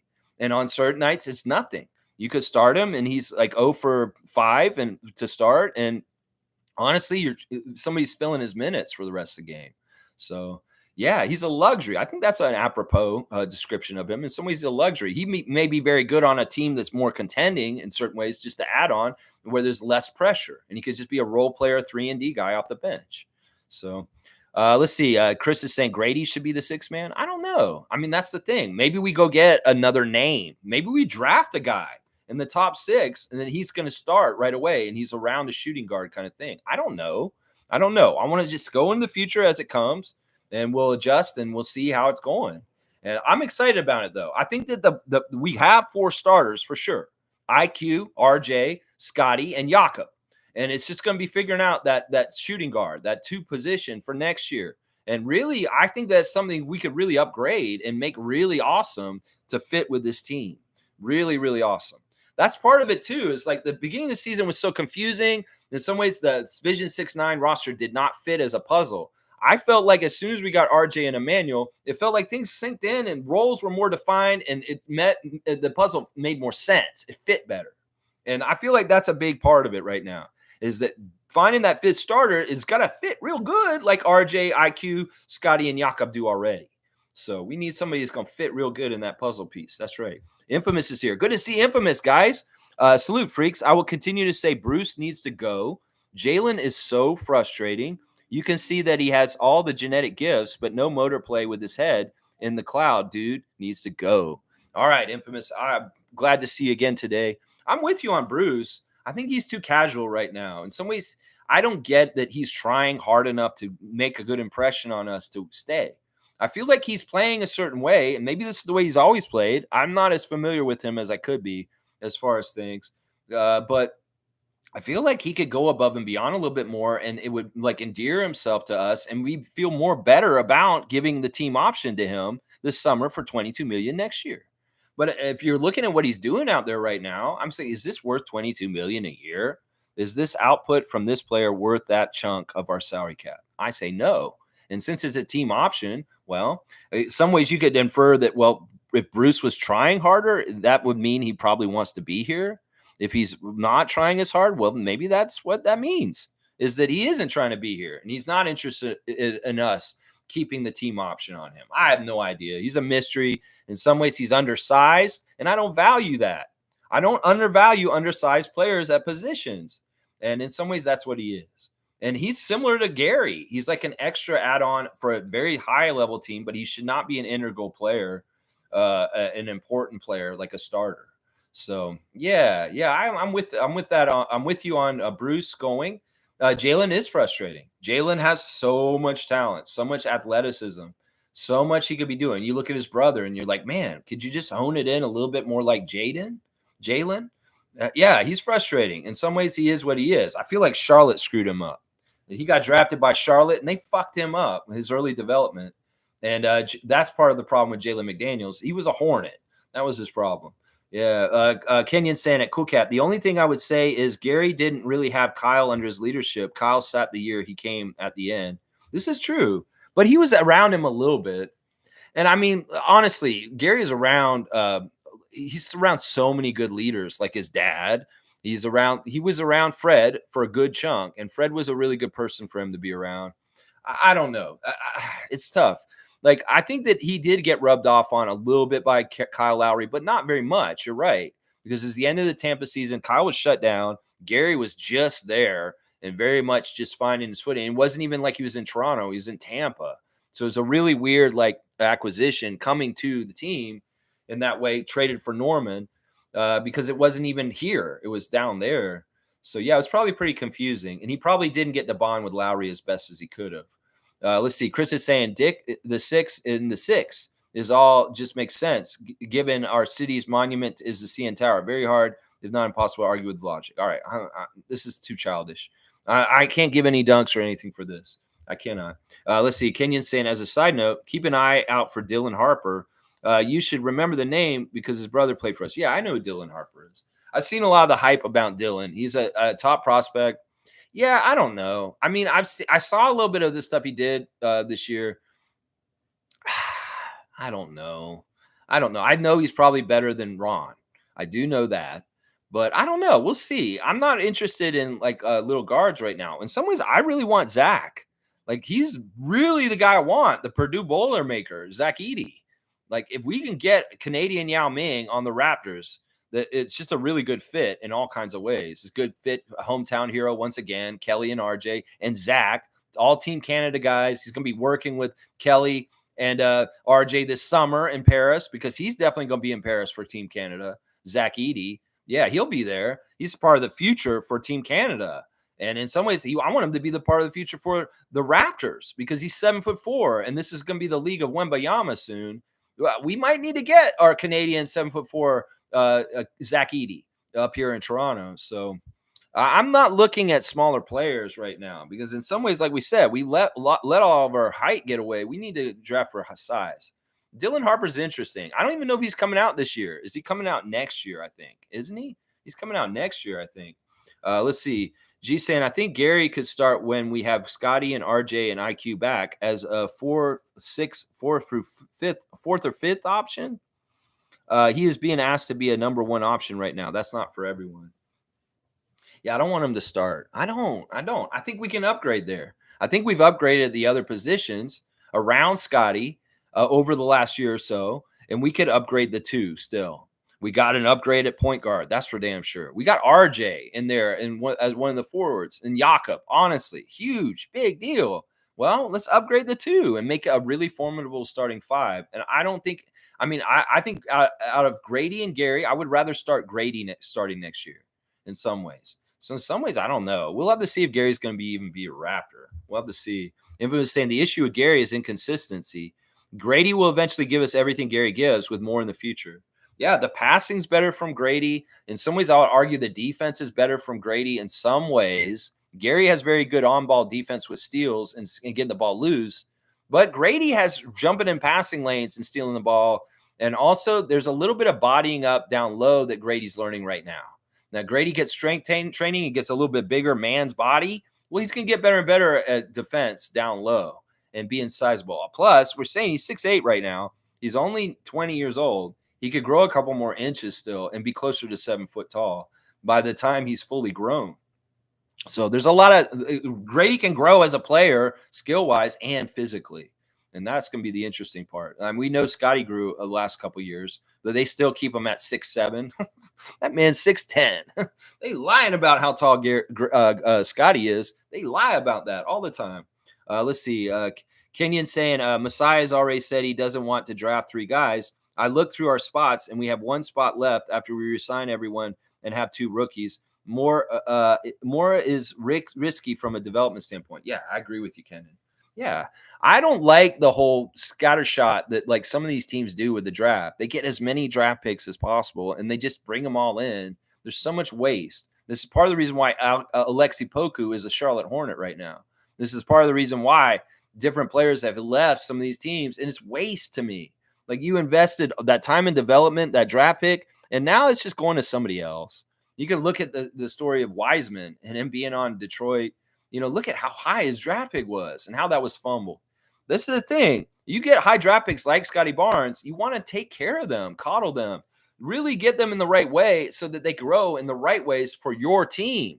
And you can fumble those balls like Markelle Fultz and James Wiseman if you're not careful. So you got to be really smart about how you plant your trees in your garden for the growth in the future. And you got to make sure they have enough room to grow around them. And there's not people crowding them or maybe like making it kind of dubious who's what for the future.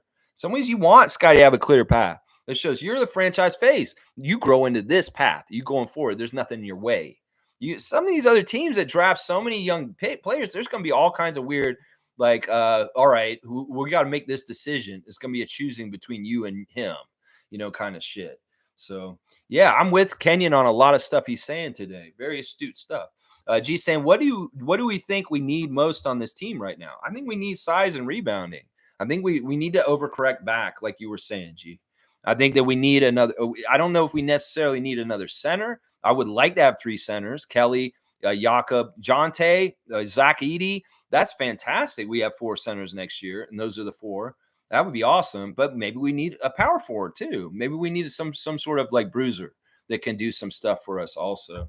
So yeah, we're gonna figure it out. We gonna figure it out. All right, let me see. There's a lot of comments in here. I want to make sure I'm not missing any of them. It jumped ahead, so I want to make sure I don't miss any. I see basketball rewinds in here a lot in here. Hang on. No, no, no, no, no, no, no, no, no, no, no, no, no, no. All right, Kenyon, don't dominate my conversation, please, and limit your talk because actually we do a cutoff now, and we don't go too long. We try to make it a little bit more. Kenyon saying he thinks that we need a lot. I don't think we need a lot. I think we're closer than you think. We need a center in the pipeline who's defensive with an offensive upside. Okay, I could say either Edie or Jonte. Jonte's on that path too. We need a wing defender who can be a two-way, and we just need as much talent as possible. Yeah, I'll agree with the talent part. I think that Jemias, if he can shoot more consistently, he could be a two-way kind of guard. And there's some really interesting things about Jemias Ramsey.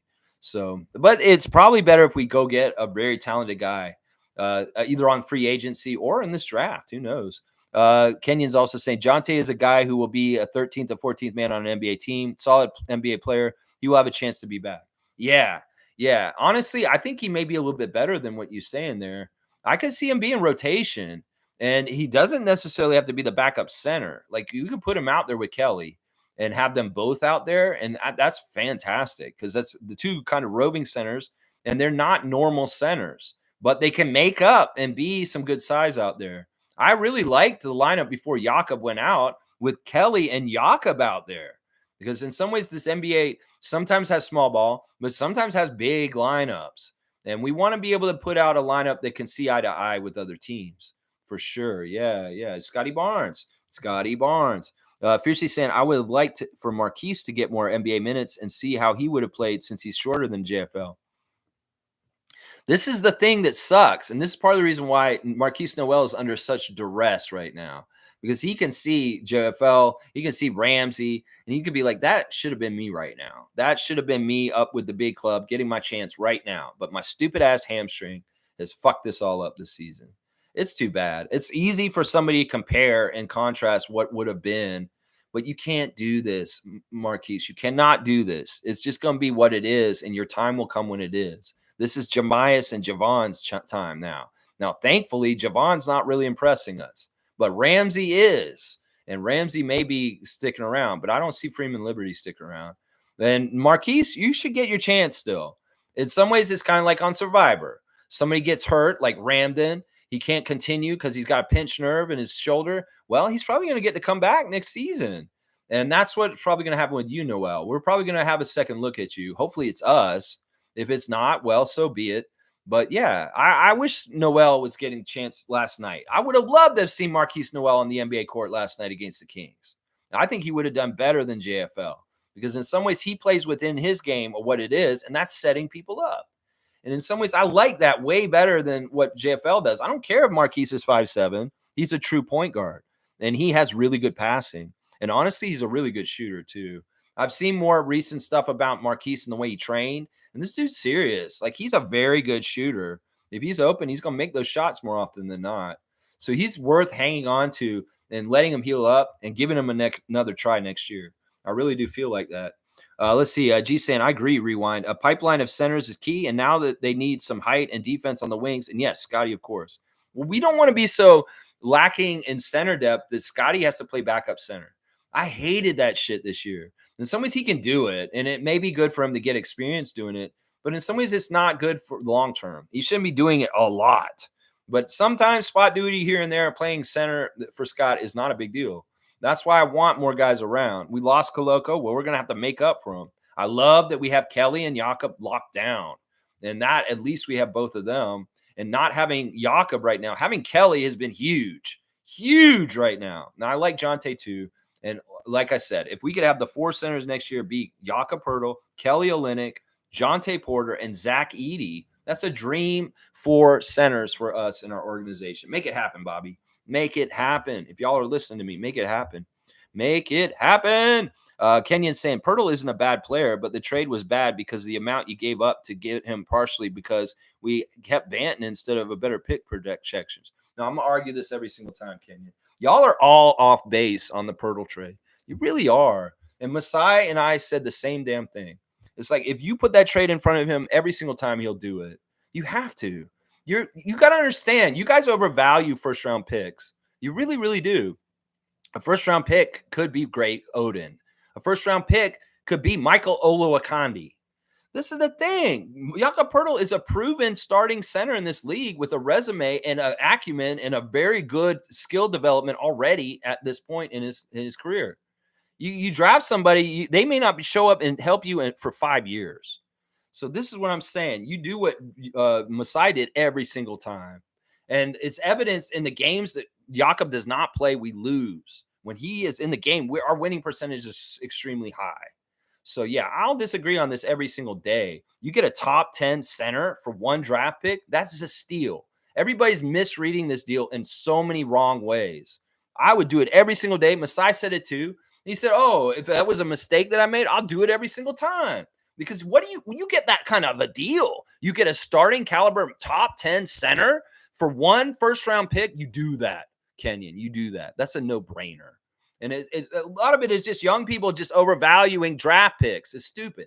And even if we lose our pick, if everything goes absolutely wrong at the end of the season and San Antonio's picking at the 7th spot or the 7th spot, I don't care. It's still worth it because we can see how much Jakob makes an impact for our team. And having him locked down at the price he's locked down on, that's a steal too. So anybody who's derisive of anything Poeltl right now, I completely disagree. And it's really because I truly value having a good caliber top 10 starting center on my team. And oh my gosh, one draft pick for that? That's amazing. The value of Jakob is way more than a draft pick.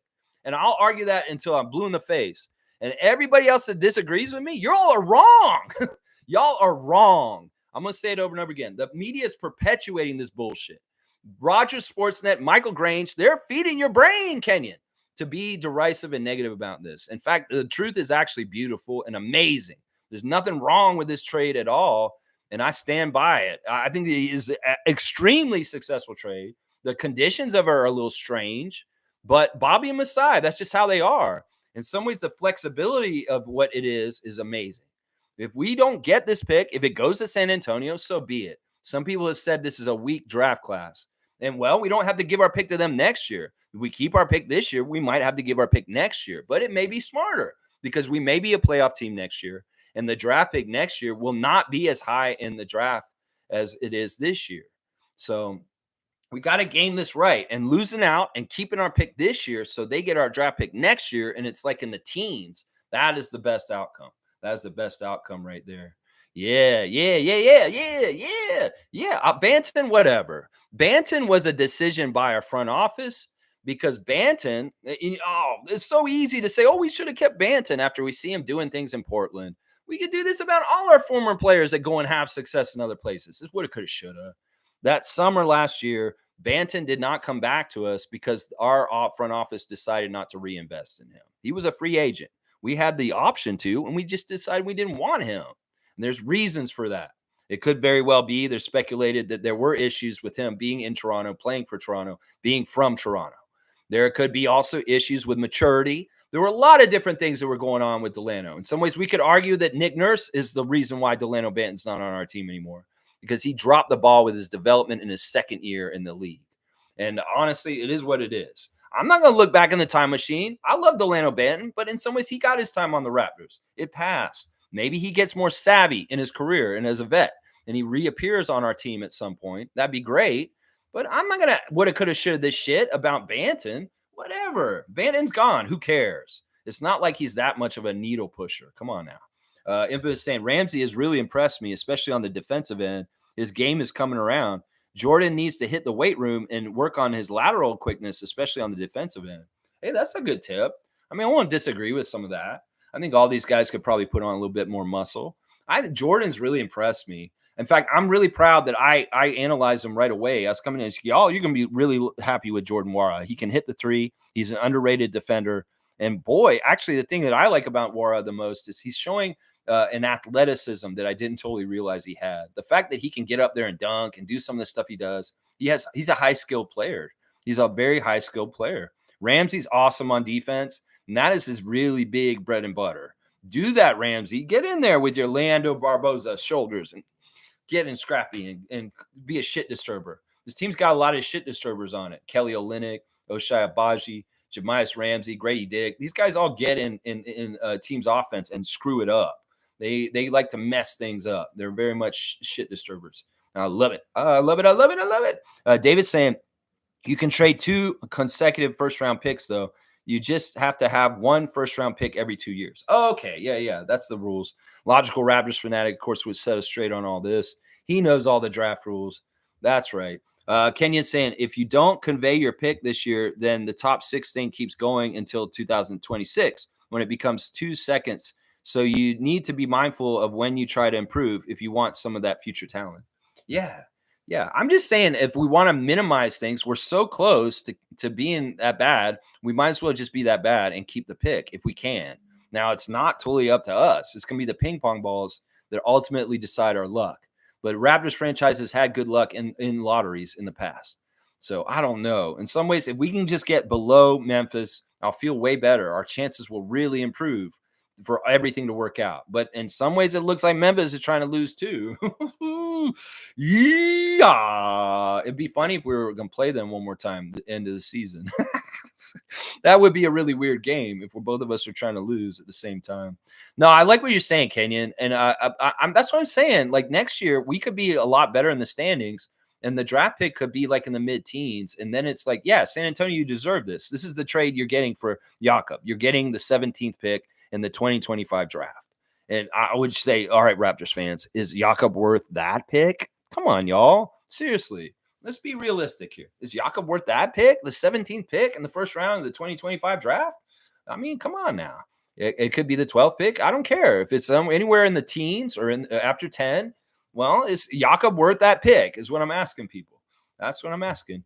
David's saying, if you have 3 first rounders, you can trade 2 of them. This year, we could package a first round and that number 31 pick, but we probably want to keep that. Now, the 31 pick we're keeping because that's a value pick. The pick right at the beginning of the second round, you pay at second round pay scale, but the talent is not much different than the 30th pick in the first round. So it's like you get a cheaper pay scale for a guy who's talent-wise not that far off from the first rounders who are going to get paid more. So there's huge value in Detroit's pick in the second round. Huge value. That's not the pick we'll trade. We will trade the middle pick in the round if we keep our protected pick. That's what I'll predict right now. Carlos saying, I disagree. The Pirtle trade was fine. Timing was not good, but having Yak fast tracks the rebuild. Yeah, maybe the timing wasn't exactly right, and that's partly because of Popovich and the Spurs and what they wanted to do when they wanted to do it. In some ways, we had to wait for them. If we could have gotten Pirtle before that, we would have. If we could have gotten Pirtle at different times, we would have. But it was exactly when Greg was ready to let go of him and what they were doing with the Wembanyama sweepstakes and last year. So then we finally got him. And it was like, okay, Spurs are finally saying, yeah, you can have Pirtle back. And in some ways, that wasn't up to us. That was up to San Antonio to a degree. That really was. Kenyon saying, Barnes will help and be better, of course. But from a maturity standpoint and skill standpoint, we have some time before everything clicks. Time is on our side. If we don't rush things, we'll be fine. Well, I'll make this counterpoint too. In some ways, Kenyon, think about this. We're not the normal kind of rebuilding team. If you think about Orlando, you think about New Orleans, these are success stories recently. Willie Green and Jamal Mosley really getting lauded for what they brought the Pelicans and the Magic up from. Now, I would argue this. Both of those teams have lower IQ, less smart, aptitude kind of players. You know, they have Zion Williamson. There's some of those Magic guys that are, those kind of teams take longer to come around, but we have a very high IQ team. Scotty Barnes is not a normal third-year player. You can say that. Grady Dick is not a normal rookie. So in some ways, a lot of the dumb stuff that young players have to go through, learning curve, it's not going to be with Scotty and Grady. So I feel like we can fast track a little bit. And you add in the presence of guys like Pirtle and Olynyk, and even RJ and Emmanuel are advanced for their age. The fire of being on the Knicks in that cauldron with the press and the fan base and the high pressure stakes really fortified them as young players into veterans very young. RJ Barrett does not act like a 23-year-old. He is very much seems like a little bit more leveled up. So I would say this. Kenyon, what if we can skip some of the really bad rebuilding times where you're just making idiotic decisions because you're not very like smart, like IQ wise, basketball wise, that you can get better faster because your team's more intelligent in general. And also having the guys around, like, plus Darko's system is conducive for them to get around some of the mistakes and the problems of a long rebuild because it's a very successful passing team oriented system that's going to get the best out of our guys quicker. So I want to argue we're going to fast track this, maybe even microwave the rebuild a little quicker because our young players are high aptitude, higher than normal. Grady Dick's pass last night shows it. Scotty Barnes' aptitude and way he's grown this year shows it. And then you add in the presence of some really highly skilled, high IQ vets like Kelly Olynyk. Yeah, it won't take as long with us. And I'm glad you're practicing patience and preaching it. And you're right. And I may be wrong. It may take longer and you may be more right. But I could see a track where we could be a little bit quicker even next year just because of the aptitude and the IQ of our guys. Does that make sense, Kenyon, what I'm saying? Because like some of those other teams, they got young guys that really have to learn and they have more to get into to learn. And some ways we got guys that are already a little bit more ahead right now as we speak, like RJ, Scotty, and Grady. So that's the one argument I would make. But I feel like you're right. It's going to click at some point, but it may happen sooner just because of what I just said. Cowboy saying, good morning, Lex and the Raptor Freaks. Good morning to you, Canadian Cowboy. Dap to you, my guy, my buddy David and Cowboy and Carlo JS and my big man Yak. That's right, the Yakster, the Yakaneta. Yakaneta. I'll be back after my pinky heals. Yeah, again. Jakob deal was fine. Gonna be a tankathon, Lex. What? No, it's a Lexathon. We ain't doing no tankathon. I want to get out of here by 12. All right, y'all. Just real quick, let's do the Raptor birthday of the day. Today we got a Seminole Raptor birthday. Today is the birthday of former Raptor Solomon Allaby. Solomon Allaby was born in 1988. So he is now 36, I think, 38 or something, 36, something like that. Solomon Allaby, former Florida State Seminole, just like Scotty and myself, and also a former Raptor. A Raptor Seminole, Solomon Allaby. Happy birthday, my guy. Let's go. Oh, Florida State, Florida State, Florida State. Woo! That's right, Solomon. Solomon. You guys remember Solomon Allaby? He did not play very much for us. He was a third center. And yeah, he was just here for a cup of coffee. And then he was out of here.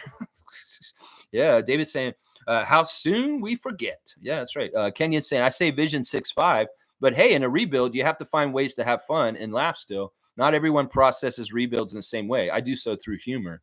Yeah, whatever you got to do to cope. Some people are really upset right now and they're having a hard time. Well, that's part of why I do this channel, Kenyon, is to therapy. We're doing a little bit of therapy and a little like helping to like reorient Raptors fans to stay positive and kind of look forward to the future in the right ways. And there's a lot to look forward to that's really good, honestly. I'm really glad you're back today, Kenyon. Honestly, it's good to have your presence here today. Yeah, I like to watch the rebuild from, like I was saying, like the fun developments with the young guys. Like watching Ramsey and Wara and Porter is very rewarding to me. And each one of those guys at different times will show flashes of things. And I'm just like, wow, that was fun. In some ways, the game was fun the first half. I didn't like how it disintegrated by the end, and it did look ugly. But for a lot of the game, it was entertaining, and that's all we can ask for in some ways. David's saying if this is a rebuild, it's going to be the fastest rebuild in the history of building or rebuilding shit. Yeah. Like I said before, Darko's putting the foundation of this new building we're going to build, and it's going to take a couple stories to get to another championship. And what he said at the coach's open house the other day was he has a vision of 3, 4, 5 years from now.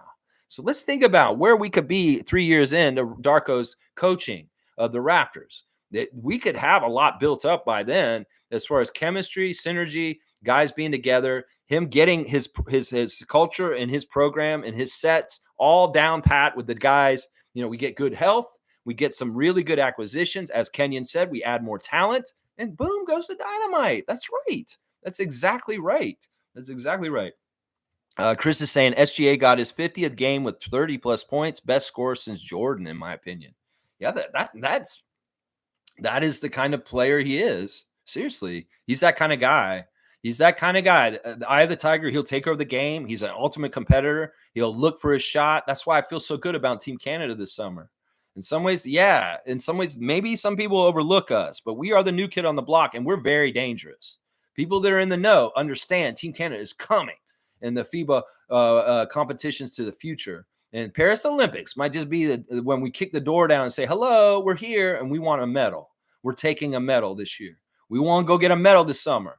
That's what we're all about, Jordy Fernandez, and we're gonna go do it. That's right. Let's do it, SGA. We'll do it with you carrying us. That's right. Cowboys saying 3-pointer to David, the fastest Reno in history. All right, you want me to give a 3-pointer? I haven't been giving many dunks. Cool. Cowboy has not been calling out the dunks very much, so we're going to give him an AK-47. You got the Kurlenko 47, David, now, because he called out that 3-pointer for you. Yeah, let's see. Cowboy saying, I seen Bismack faint. Any news on him? Well, yeah, I found out why that happened. It's because SGA touched him and he fell back. Oh, no, it's not because SGA touched him, but it did look like that in the clip. No, he said it was dehydration. He did not hydrate enough. He did not have enough liquid in his body replenished, and he got faint because he did not have enough water in his body. That's exactly what it was. They checked him over, and that's what happened to Bismack. He was not hydrating enough, and he fainted because he was dehydrated. That is exactly what it was, Cowboy. Kenyon saying the little things all add up, and a chip away at a foundation, and it takes a bit of time to build it back up. I always preach patience, but don't lose hope, but be patient. Yeah, let's be patient. Let's allow for the time for this to take time, but let's be pleasantly surprised if it happens a little bit more faster than we think. But I know with most of the Raptors fans, they have no idea what patience means. In fact, we have an 8-game losing streak, and this is the first time we've had a losing streak like this in a long, long time. In fact, Matt Devlin and Jack Armstrong saying how much we're used to winning, and the era of Masai, these kind of losing streaks are not very common. And well, let's make one really bad one for this year and never have one ever again. Ever, ever, ever again. That's what I'm all about. That's right. Carlos saying we definitely lived in the worst timeline for the Pascal era. Everything that could go wrong all went wrong. I don't understand that. That's not true to me. Siakam's one of the most successful players in the NBA currently today. On the download, they don't talk about him, give him his shine enough. He's a G League champion, a G League MVP. He's an NBA champion. In some ways, he has a career already that most NBA players would die for.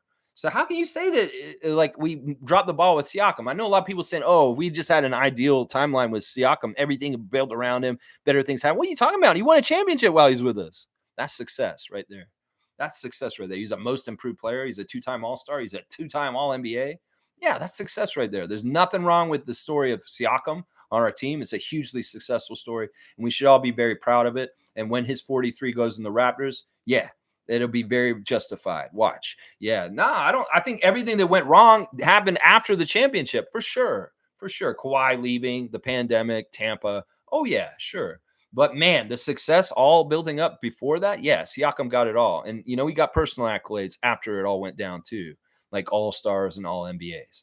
So, man, I got to disagree, Carlo. I love you. I usually agree with everything you say, but I'm not going to say that everything that went wrong. I mean, I guess everything we couldn't control went wrong, but man, the success story of Siakam's story is amazing. Trevor's saying that's so horrible. The Cleveland coach said he's been getting death threats for sports betting. Let's talk about this a little bit. There's a lot more people that are being derisive and very mad about the betting culture that's growing more around the NBA. They're going to install things where you can bet during the game, during the telecast. They're going to install things in arenas where people are going to be doing this. And yeah, people I don't understand how people are so stupid. You're that greedy. You don't understand all the ramifications and the permutations of things that could happen. That some guy's going to bet a game, the Cleveland Cavaliers, and he loses his mortgage payment for the next month, and then he's out of his house, and then he's like calling JB Bickerstaff and saying, you made me lose my house because you didn't play this person longer and we didn't win, and now I want to kill you. I don't understand how the greedy ass gambling company motherfuckers don't understand how they're going to put people in danger. They're going to cause some sort of crazy ass shit to happen. I could see this happening. There's going to be some sort of tragedy, some sort of really fucked up thing that happens because of this. In some ways, these players are under scrutiny and so much under a microscope. The whole addition of money being involved in gambling is just going to intensify it. And in some ways, it's just not good for the league in any kind of way. I mean, if y'all really want to make some few people very, very rich because they got the sweetheart deal to be able to run their company and do this, what the fuck is this? Our society is degenerating. You're going to destroy one of the few things that people love in this world at this point, professional sports, and enjoying them and watching them, because you want to let some betting companies make a little bit extra money. Yeah, I'm going to say this right now. Most of the players and the coaches and the people that actually are involved in the NBA hate the gambling around the sport. They all hate it. And there's a very few minority. It's probably NBA head office, Adam Silver's sorry Sith looking ass, and like the betting companies themselves that are all in on it and on pushing this. I think if you talk to most of the players and all the coaches, they'd be like, I hate this fucking betting shit. I hate it. So what the fuck? Y'all gonna have a tragedy happen, and then you'll have to correct it. And not to mention all the poor young people that are going to be brought up in a gambling mindset. And they may have gambling addictions before they even had a chance to grow up. Yeah, there's a lot of messed up, stupid shit about this, Trevor. And yeah, people calling, messaging Trish Boucher and using racial slurs against him because he didn't get extra rebound or something. Yeah, there's gonna be more of that stupid ass shit. People accosting Bradley Beal on his way out at the Orlando Arena about his output not helping them with their bets. Yeah, it's just you get what you get, Adam Silver. You're making this bet. You're gonna make the league lie in it. Well, there's gonna be tragedy. There's gonna be stupid shit that should have been avoided, but y'all were greedy with money, and you dumbasses will get what you get. Denal saying we mentioned how the Sixers signed DJ Wilson. Funny how Nurse wants our guys in. Well, this doesn't make sense, Denial. I mean, Nick Nurse had a big impact on what we did as a front office. I'm sure Darko has the same. In some ways, the way Jonte's on our team right now is because of Darko. He worked with him in Memphis when he was an assistant coach there. So I'm sure when Masai and Bobby were kind of like, well, Ron's hurt for the rest of the year. We're not going to be able to use Ron Harper Jr. anymore. We can get a new two-way. Darko, is there anybody you're interested in? Oh, I love Jonte Porter. Jonte Porter is Michael Porter Jr.'s brother, and he was with me in Grizzlies, and I'd like to get him. Well, they did the same shit with Nick before. Nick was probably, yeah, go get DJ Wilson. Yeah, he's a good center with shooting skills. He could do some stuff. Well, I've seen DJ Wilson a couple games recently play against the 905. Osceola Magic is a team who's on this year. And DJ actually put some weight on. He's got bigger muscles. He's got more tattoos on his arm. And he looks a little more savvy. And he was actually very dominant in those games against the 905. I'm not surprised by this. Nick Nurse likes DJ Wilson. He's obviously the reason why DJ Wilson was around our team the last couple years. So he's called him up and brought him to the Sixers. So now they got Kai Jones. They got DJ Wilson. They got Jeff Doughton Jr. Yeah, they're getting reinforcements and things just for their last push towards the playoffs. Try to get out of the play-in, and yeah, I'm not surprised by this. DJ Wilson's played very well for the Osceola Magic this year, and well, Nick Nurse is a big fan. That totally makes sense. Let's see. Kenyon saying, Rapid Freak, black people are more prone to blood clotting disorders in general. I don't believe it's pandemic related, just as an FYI. All right. I got into this conversation with Chris before, and we had a little discussion. I don't feel like bringing race into this. Now, this may be true, and I know that you do your studies in medical.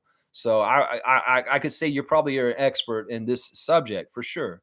But blood clots can hurt anybody. I don't necessarily think that it should be a completely race shouldn't be a factor in talking about this. It's a tragedy for whoever it happens to, regardless of color of skin. Jesse Ventura is the first big case I've heard of where his career was cut short by blood clots. And of course, that was in wrestling. And that was in the early 80s. And of course, he's a white man. So, I mean, in some ways, yeah, you want to bring that up. It's not necessary. And in some ways, I chastised Chris for bringing this up from before and kind of said, yeah, you don't need to bring race up. The tragedy is that Christian cannot play any longer. But I mean, if you want to bring it up, Kenyon, okay, bring it up. But I don't think it's necessary, and it's not really a factor in talking about this subject. So I don't know. I'm just saying that in some ways, the pandemic has had all kinds of different weird shakeouts with health outcomes since, long COVID, different things.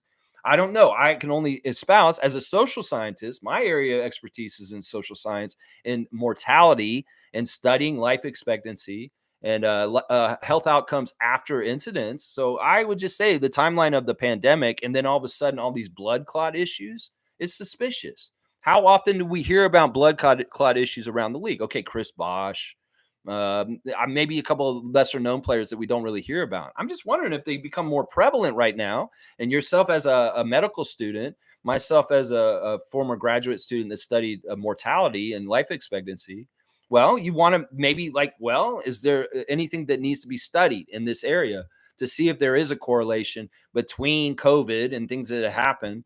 Because there's all kinds of different weird health outcomes that are coming out right now. Obviously, you are probably on top of all this in your studies. And I mean, you got to admit that, COVID and the pandemic is having new health outcomes for people in general all around.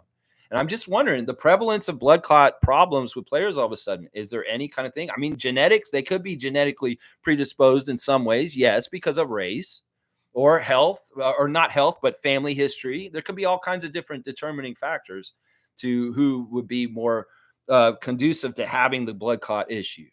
So I don't know. In some ways, I mean, yeah, if you want to bring up race as a factor in this, okay. In some ways, I argued this with Chris and I got really mad. But in some ways, if you want to do it, Kenyon, fine. But I don't think that is necessarily what's important here. Carlos saying, but hey, we got Scotty from that Tampa U. And you know what I'm saying? We say we won in Tampa because we got Scotty. That's what Masai said himself.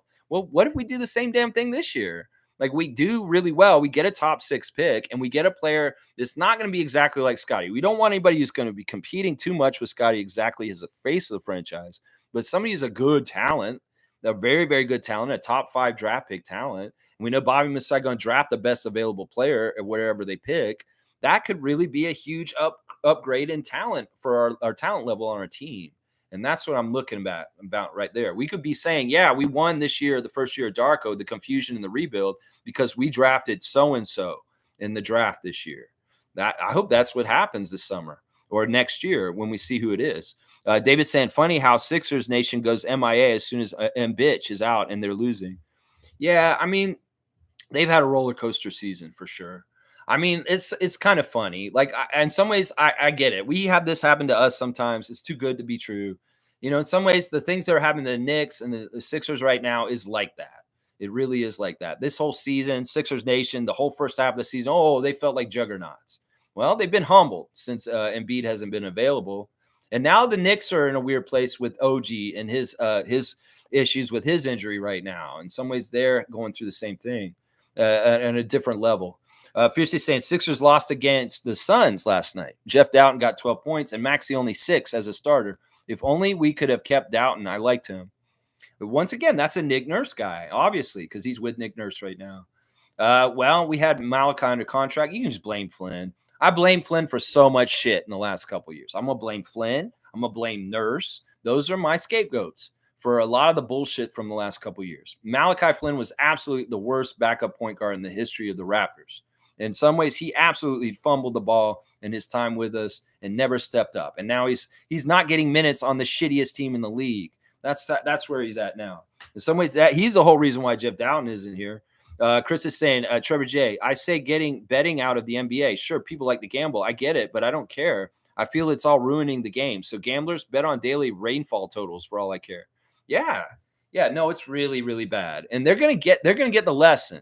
At some point, I'm going to bet you in the next 20 years, they're going to outlaw gambling around sports all over again. Nobody's going to be allowed to gamble on it. This may be a fresh little heyday of gambling around sports, but at some point, shit's going to get fucked up, and they're going to just say, nope, y'all fucked up this shit, and you can't do this anymore. It could be very much that certain people get in there and get very filthy rich, and then the door shuts all of a sudden. Yeah.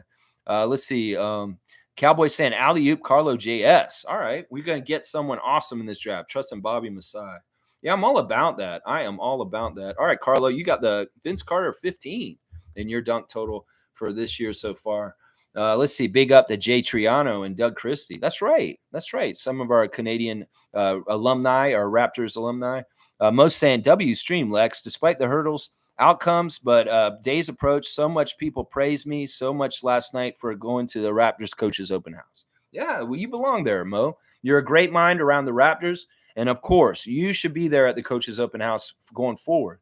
And thank you, Jackie, for going down there so early and being there with Monique for sure. But yeah, of course you belong there, Mo. You belong at the coaches open house. And hopefully, as Darko said afterwards in the interview, it's going to expand and change a bit. He has some big plans for it. So I'm all about finding out what he means when he says that.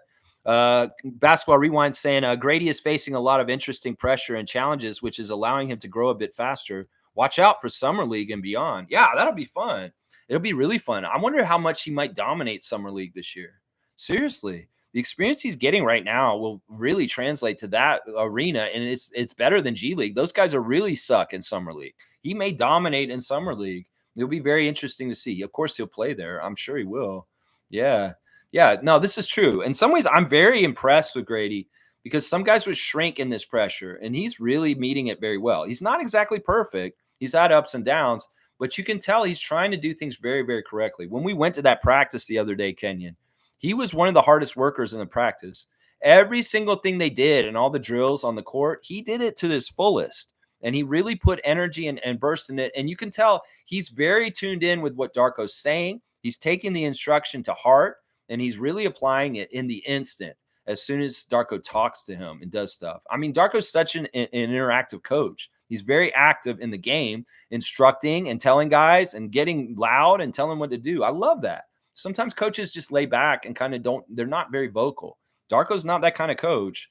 And it's the same thing in practice. He's very, very vocal and jumping in there and very hands-on. And these guys have a lot of respect for him. If people were worried about the team not respecting Coach Darko, you're crazy. You'd have to go to the coach's open house and see just how much these guys respect him and how much they're tuned in and very, very, very much bought in with his vision of what the Raptors should be in the future. These guys believe in him, especially Scott. Scott shares Darko's vision. And you know what? It doesn't matter if Joe Blow sits in a basement in North York and hates the Raptors on the down low, talks shit about Darko. The people that approve Darko are Masai, Bobby, myself, Scotty Barnes. And in some ways, those are the people that matter more than idiot schmo, average Toronto sports fan who's a Leaf fan first, then a Raptors fan. Those motherfuckers don't know what they're talking about. In fact, their Leaf logic bleeds into it, and they just want to blame somebody. They want a finger point. And, well, right now they feel like they want a finger point at our first-year coach, Darko, who's got 23 wins right now, the same exact total that Coach of the Year, Toronto Raptors coach Dwayne Casey had his first year when he coached us. And we know what happened after his first year. So that's what I tell a lot of the Darko haters right now. That's right. Watch out, Summer League and beyond. That's right, Basketball Rewind. MSJ saying, I have a huge bet on Toronto getting 4 millimeters of precipitation tomorrow. Talking Pearson, not the Island Airport. 10K. Sure thing, folks. All right. Yeah, Chris, I see your joke. You want to bet on the weather. You know, there's some weird snow yesterday. Did you guys get the little round ball snow yesterday? I think they call it like it's some sort of Dutch word, Jamali snow. It's where the temperature is just a weird way is between freezing and stuff. And the snow doesn't come down in flakes. It comes down in little round pellets. I looked outside yesterday afternoon on my front doorstep, and there was all these little pellets of snow. And I was like, whoa, that's weird. That looks like styrofoam balls. And it's like, it's a special kind of snow. It's very weird we had yesterday. Carlos saying, Cowboy, one thing I am wondering is if Masai will go with his preference of athletic wings or with this draft, or we will go for shooting and skills. You know what? The top pick, it will be the best available player. Just like Scott at number 4. Don't listen to those ESPN dumbasses saying Jalen Suggs. You know who the best player is, Masai and Bobby. I know you do. And whenever we pick at that top part, we're going to take the best available player talent-wise, and we'll figure it out after that. In some ways, it may be a position that we've already got filled, but it may be that it makes us even stronger in certain ways. I don't know.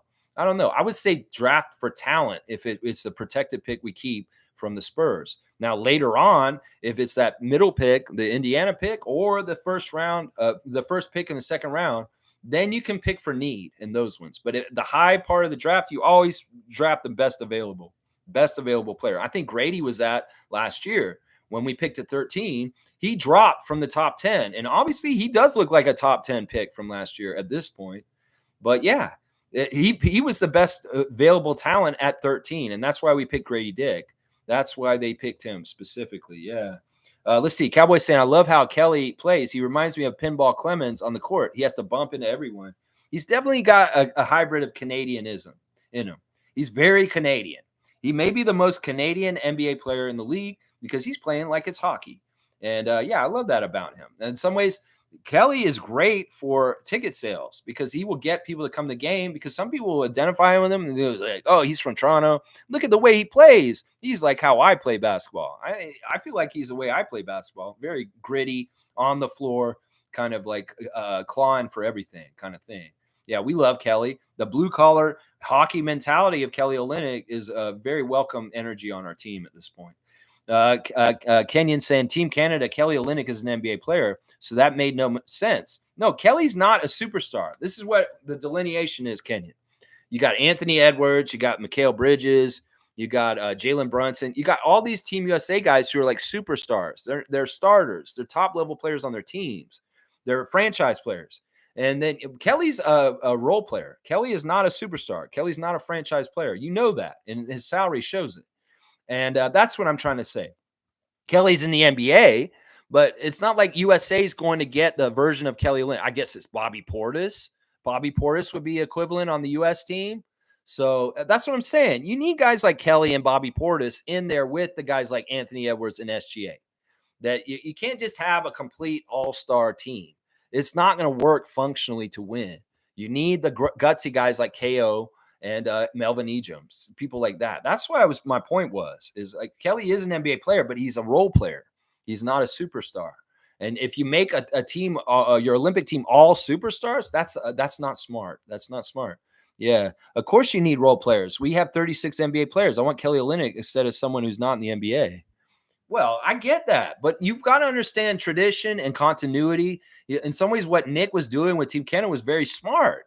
That he wanted a commitment, and he had guys that came in. Well, weren't you gonna fucking sell out guys that committed to our team and built us all the way to get to Paris and tell them, sorry, you can't play because we got these guys, these selfish guys who just showed up, these showboats, and they want to come and take the spoils at the end. No, you don't do that. In some ways, that's not right. And, there would be hard cuts. Sure, Scrub Brothers. They may not be on this team. Scrub Brothers. Yeah, it may be that Trey Bell Haynes does not make the final cut this summer. But don't count them out. And don't be surprised if Melvin Ejim is on the team this summer.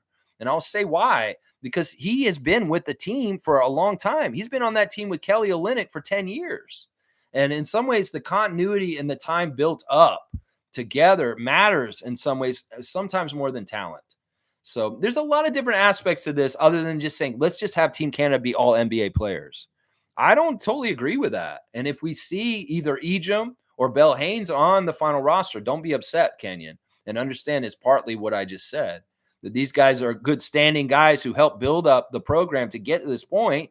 And who cares if they're in the NBA or not? And some of this is international play. These guys understand the FIBA rules better than some of the young NBA guys. So in some ways, they're just like, oh, you want to pick between Shaedon Sharpe or Melvin Ejim on the Team Canada team? Well, I'm going to pick Melvin Ejim. And you know why? It's not just because Sharpe's hurt. It's because Melvin Ejim has way more experience playing international rules with the international goaltending rules, all kinds of rules, than Shaedon Sharpe does. So, I mean, you got to think about that. International play is international play. Melvin Ejim's an international player. And that may be part of the reason why you got to have non-NBA players on Team Canada. So just be ready for anything. And don't expect this to go the route of the Team USA.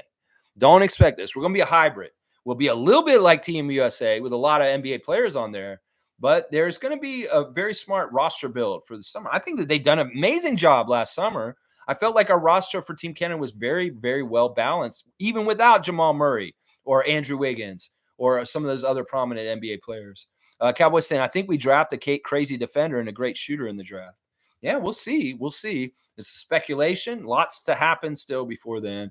And Kenyon saying, it isn't just about adding Jamal. It's about adding O'Shea Brissett, Brandon Clark. I don't know how you read me suggesting NBA level talent to mean I don't want role players. Well, I'm just saying, like, I know a lot of the fans are saying we should build our team like USA. And I think that's wrong. I think USA is going to not do well, partly because of the way they look at it. They think that they can just overwhelm with talent like the Dream Team in 92. You just come out there with MJ, Larry Bird, Magic Johnson, Christian Laettner. That worked then because the U.S. was way above everybody, and they could throw guys together and just do that, and they dominate for sure. But the world is caught up. Half the league is very international, and there's very good players on a lot of the international teams. We saw at FIBA World Cup, U.S. didn't just run through people like they thought they would. And that's what I'm saying. We don't want to be like the U.S. and have blind spots and just rely on NBA talent to get us there. In some ways, we have to be the hybrid. In some ways, we're in a position to really be in a good position because we're the closest to the U.S. team with being able to garner from NBA talent pool. But we also have been doing it in a certain way where it respects the FIBA continuity of teams like Germany and Serbia. Like the real reason why those teams do better than the North American teams is continuity and having guys stay together for long periods of time. Jonas Valanciunas played on Team Lithuania since he was 15 years old, and that man's in his 30s. So these dudes grow up together and they know each other so well. That's what Nick Nurse wanted, the continuity. So in some ways, keep the continuity as much as possible. Add the very high level premium guys like Jamal Murray for sure. But I don't know if you add O'Shea Brissett or Brandon Clark, because I don't know if they're that much of an upgrade over some of the guys that are already on our team. I don't know. I think Brissett would be helpful. I think Brandon Clark's fine too. I'd like Trey Lyles on the team too, but he's hurt right now.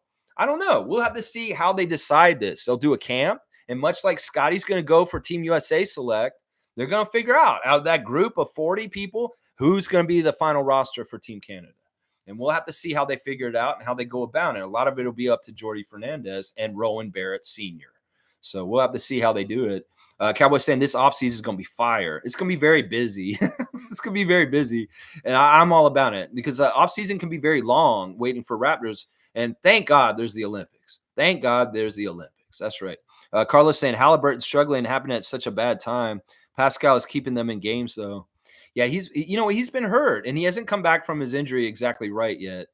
Cowboys saying Chef Darko to infinity and beyond. I'm with you on that. Most saying nice hearing you put the 905 down. Mo, I don't want to put them down. I'm just trying to be honest about what's happened there. And in some ways, if we're coming to the end of that season, well, let's be honest about what happened there with Eric Curry. There's only 3 more games to go. Thank God, is what I'm saying. Kenyon saying, you mentioned an off-ramp. I want one, but I don't want us to win one. I'm greedy. In some ways, management is too. I want a dynasty. You want to win more than just one. Well, listen, if we really get this is what it seems like. Scotty is a franchise guy.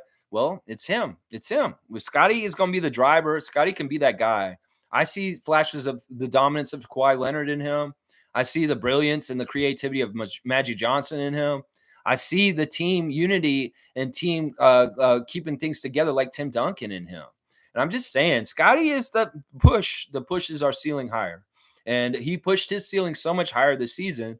I could see him exponentially growing still beyond this. And it really is about how smart he gets and how much more he gets ahead of the game as far as knowing what's going to happen next and doing the next play before the rest of them on the court do. And when he gets to that level of fucking around on the court and finding out, yeah. If he's just like a step or two ahead of everybody because he's reading everything perception-wise and he's making winning plays constantly, whether it's on the defensive or the offensive end. That's another thing about Scotty that people are forgetting. He's a two-way player, and he's very excellent at both ends of the court.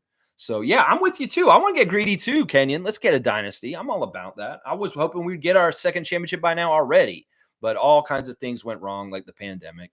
Let's see. Kenyon's saying, what I'm looking forward to next year is seeing better and more improved execution. Sure. I don't care as much about needing to win, but instead playing the right way. That is what matters above all. I'm not even waiting. Let's do that right now. And in fact, that's a big thing that Darko's keen on right now. That's why he was so disappointed in the fourth quarter last night. It's like, look, we can get blown out by teams like Oklahoma City, Sacramento, Phoenix, Golden State, New Orleans. Just like make it look like y'all are trying and playing at a high level and not making mistakes. And if they just beat us because they're better, they have more talent, so be it. But you do everything perfect yourselves and try and look good and execute as best as possible. That's what we do right now. Yeah. And I feel like most of the time we played in this losing streak, we played high-level basketball at very well. It's just that we don't add up talent-wise to beating the other team. And I'm with you on this. I'm with you on this, Kenyon. Let's see. Basketball Rewind saying, Harper Little? He's a 6'5" point guard who will end up being 6'7", sir. Yeah, I'm still not that impressed. I'm whatever. You know what, Kenyon? I don't really scout people that much. I wait until they get here. I will scout some people later on down the road. But in some ways, I don't care about getting another Harper. And, you know, you can be high on him, but honestly, I don't toot the horn. A lot of people are trying to toot the horn of Alex Sarr right now. A lot of people are trying to toot the horn of a lot of different college prospects. The only one I care about is Zach. And the rest of them, you know, whatever. We'll see what happens. I wasn't big on Grady Dick, and then Masai drafted him. And well, I was like, I don't really like this pick, but I've come around on him. In some ways, this is not my expertise, scouting prospects and coming up. I don't watch the college game. I haven't done a damn bracket. I will not watch a single moment of March Madness. So I don't have time to. I'm so in depth with the Raptors. I don't give a shit about anything else other than the Raptors team. I don't watch any other NBA. I don't watch any college. I'll see Dylan at some point. But I don't want to get him just because we had Ron, or even if he's one of the top guys. In some ways, in that position, we've got IQ. We don't need a point guard. We don't need a point guard, is what I'll say. Cowboys saying you will get your wish. Reminds plus wins next year. Okay, all right, Cowboy. And Kenyon saying, I don't think Eddie is a good idea for the way that Darko wants to play. So if you like Darko's style, you probably won't see him playing on our roster because of the foot speed.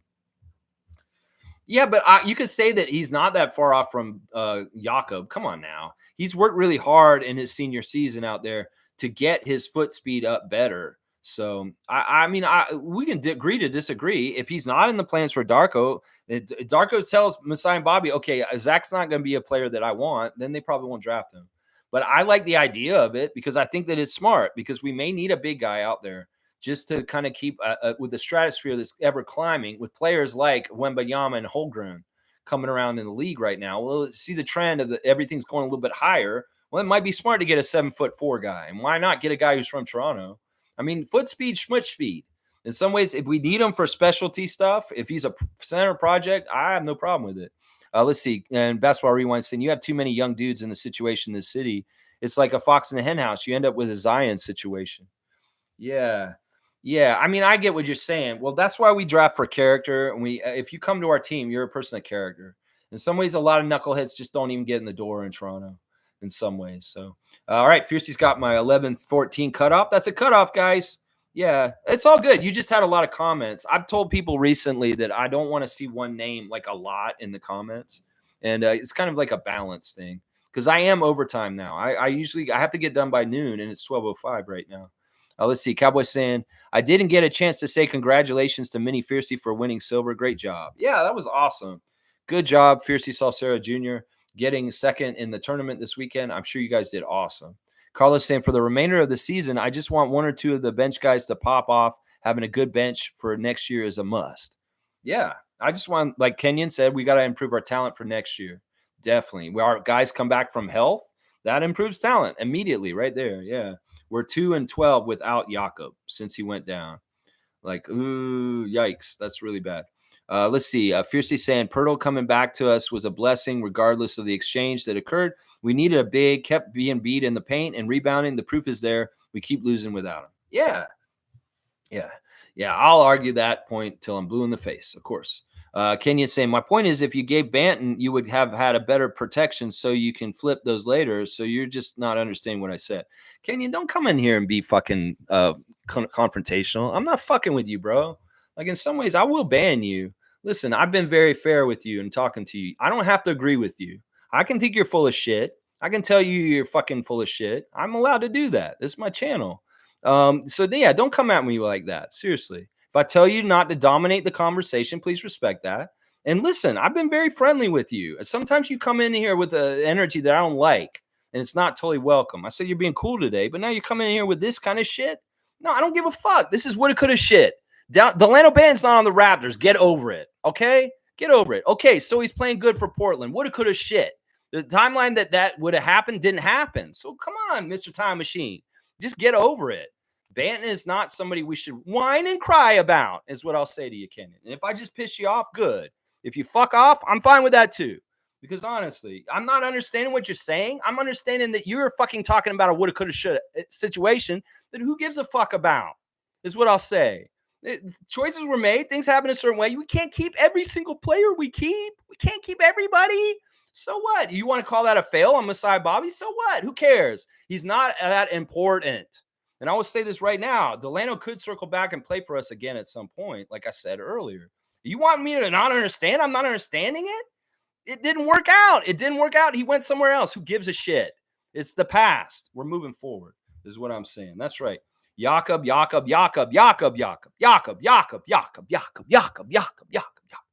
That's right. Carlos saying, weren't we seventh worst when we got Barnes? Yeah, we moved up in the draft. We had the 7th pick. We won lottery luck and got the 4th pick. That's what I'm saying right there, Carlo. That's right. I also remember being 7th worst when we got Bargnani. We've had draft luck historically throughout our whole franchise history. We had the number 1 pick the year Allen Iverson was drafted, but we weren't allowed to pick it. We won the lottery that year, but because we were an expansion team, we weren't allowed to pick Allen Iverson. So we had to pick Marcus Camby. So yeah, we won 2 NBA draft lotteries. the Bargnani one and the Iverson one. We just weren't allowed to pick Iverson. We weren't allowed to by the league because of Shaq. It's all Shaq's fault. It's all his fault. That's right.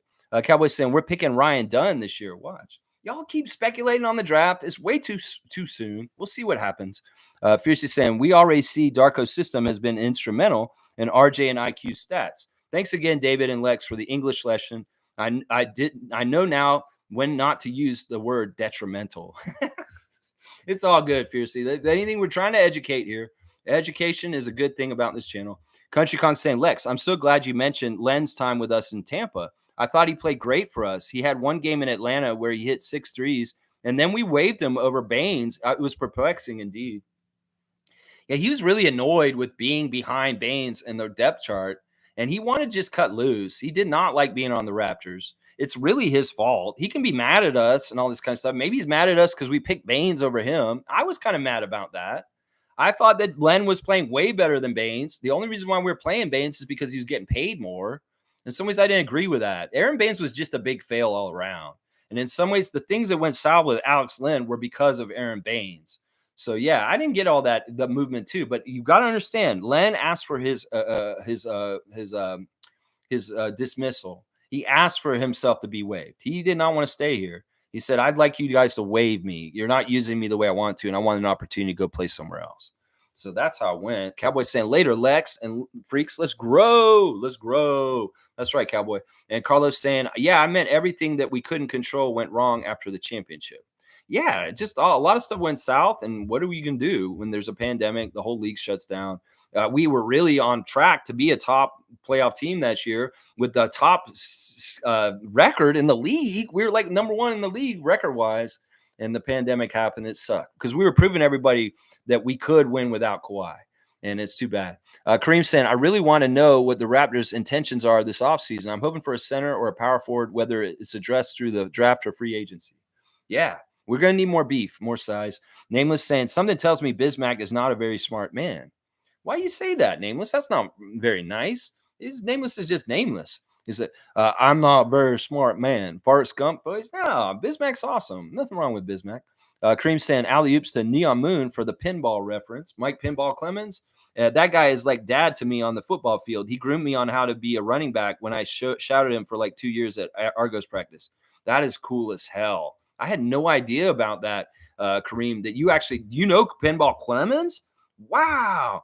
And you actually like got to shadow him and try and learn about being a running back from him. I know about your running back career, but Kareem, I didn't know that you got to that point. You know what? I'm giving you a 3-pointer, my guy. You're at 83. I don't know what year that is for you, but 1983, 83 dunks for Kareem for being friends with Pinball. That's awesome.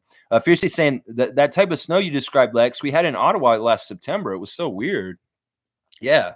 I thought it was like some government fake snow. And it was like some sort of weird, like something they were putting on us. Like there's some sort of weird, like chemical or something. I'm like, that doesn't look like real snow. The government's making the snow. That's what I was thinking. But I went and Googled it and I looked it up and I was like, oh, it is a kind of snow. And it's not anything weird. It's a little styrofoam ball looking snow. It's weird. Kareem saying, I'm hoping the Raptors change their uniforms next year. It's a new regime, new era, and new goals. I'm with that. Fiercely saying, last question for me. Where do Melvin Ejim and Traybell Young Traybell Haynes currently play? They play overseas. They play in Europe. They're European players. So a lot of the guys on the other teams like Serbia and the European teams, they know. They've been playing against them in the pro team leagues over there. So that's part of some of the value of having those guys on our team is that they get way more experience against some of the lesser known German guys and Serbian guys and Lithuania, Latvia, Finland, all those guys that are playing in the Euro leagues over there. So there is some merit to having Melvin Ejim on the team. Seriously. I mean, it'd be great to have the prestige of having an all NBA team Canada, but I don't think it's smart. I don't think it's exactly smart is what I'm saying. Fiercely saying USA has strong personalities. Everybody wants to be the star, the man. What I saw last summer didn't convey to team spirit. Exactly. It shot them in the foot and it made them not medal. And Charles Barkley was very derisive of them. In some ways, he's saying, look, when we went to Barcelona and we had the dream team, people like Scottie Pippen, John Stockton, Karl Malone, Christian Leitner, Clyde Drexler, they all had to sit on the bench and hardly play and act like, non-rotation players that didn't get in. So that's the thing. Can the ego of guys do that to get the prize on the international stage? Or will they be upset like Brandon Ingram was? Because he was upset last year, and he was a distraction for Team USA at FIBA World Cup. Let's see. Fiercely saying our team plays for Canada. That's right. I'm all about that. And let's see. Fiercely saying W Stream fam 1205. That's right. Cut off. Thank you, Cowboy. Thanks, Lex. And where they play in the offseason. No problem. No problem. Yeah, they're European guys. All right, let me just do a recap for everything. We'll do the Instagram stories real quick. Jordan Wara's got his between the legs dribble highlight on his Instagram story. It's hilarious. This is so funny. Tough stuff, man. And even his friend was at the game filming him doing his flashy moves to the basket, his layups. There were a couple of trips down the court where Jordan got 2 baskets in a row, and I was like, Jordan's taking over. That's so funny. Mr. New York City is got a LeBron James quote on his Instagram story saying, "You have to sacrifice loved ones for a long period of time if you want to be great." So Marquise is in the middle of it like that. And he's also got him from the press conference last year at the March Madness at K-State talking about, can you confirm or deny? Dang, I got to watch what I say. I mean, I be in the zone. Yeah, Marquise, come on, man. Just get healthy. You'll be back, my guy. Scotty Barnes posting a nice picture of Cardi on his Yes Sirski Scotty Instagram account. The dog is looking very, very big. And I'm sure that's just a picture where Scott's like, I love my dogs, and I just want to show the dogs to my fans. And here is Cardi laying on a bed real quick. Dennis has got all kinds of Team Germany stuff going on his Instagram stories. Let's see. Yeah, he's got his 28 black drink. And that's it. That's pretty much the Instagram stories there. Let's see. My 3 stars of the game last night in the loss to the Sacramento Kings, Jordan Wara, Jamias Ramsey, and Oshai Abaji. Honorable mention to Gary Trent Jr. Kelly Olynyk wasn't bad either. 4 of 7 from the field, 1 of 3 from 3, 3 rebounds, 4 assists, 2 blocks, 9 points. He could have got double digits. I'd like him better. Bruce Brown, what the hell? 3 for 8, 5 rebounds, 6 assists, 1 steal, just 9 points. Let's see. Jalen McDaniels, not very good. 2 of 4 for 4 points. Mo G, we talked about him already. 1 of 6, 1 of 4 at the free throw line. Yeah, just go back to 905, man, bro. I'm sorry I even said you should be a two-way. I am. After last night, I was like, take that man's two-way away from him and give it back to Marquise Noel. That's what I was saying. Yeah. So, yeah, Raptors, man, you guys really shat the bed in the last quarter against the Kings last night. Really, really looked shitty. Really shitty. You guys did not take care of the ball right, and you caused a lot of dumb turnovers and easy baskets for them. Lots of stuff going on around the NBA. Of course, the bigger staff, that threats that we just talked about. Also, it looks like Alex Rodriguez and a group is about to buy the Timberwolves, guys. So former Yankee Alex Rodriguez looks like he's about to buy the Timberwolves. And also, there's a story out of Minnesota about one of their analysts stealing information and getting in trouble. And this sounds a little bit like the New York case with Azotam and the Raptors right now. It could be very well that there's some sort of precedent because of this, but I will tell you this right now. I don't even think it's that he stole the information about the basketball team that this Wolves guy is in trouble. I think he's in trouble because he stole somebody's personal financial information. Now, I want everybody to understand this because it could get a little confusing, and this story could be used as a weapon against the Raptors in the Azotam case with New York. This is the thing. I think that the reason why this is a criminal problem is not because of the basketball stuff that was stolen on the hard drive. It's because somebody's personal financial records were stolen. So there may be some media spin that's all kinds of weird, and they may try to make it sound like it's illegal to steal basketball stuff from people in this way.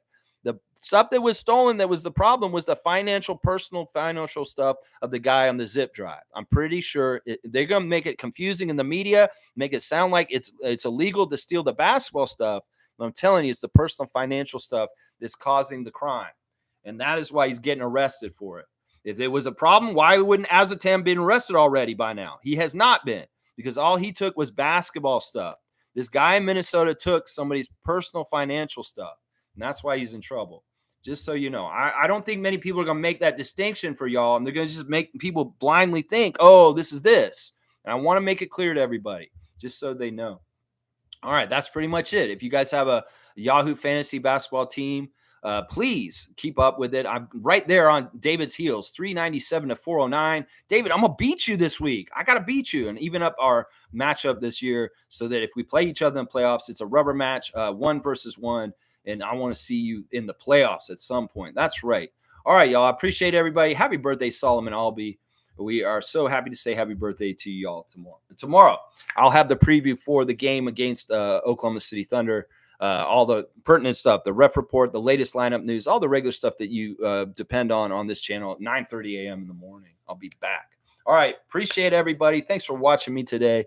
I hope you enjoyed the stream and was informative for you. Raptor Freak family, keep going strong, stay positive.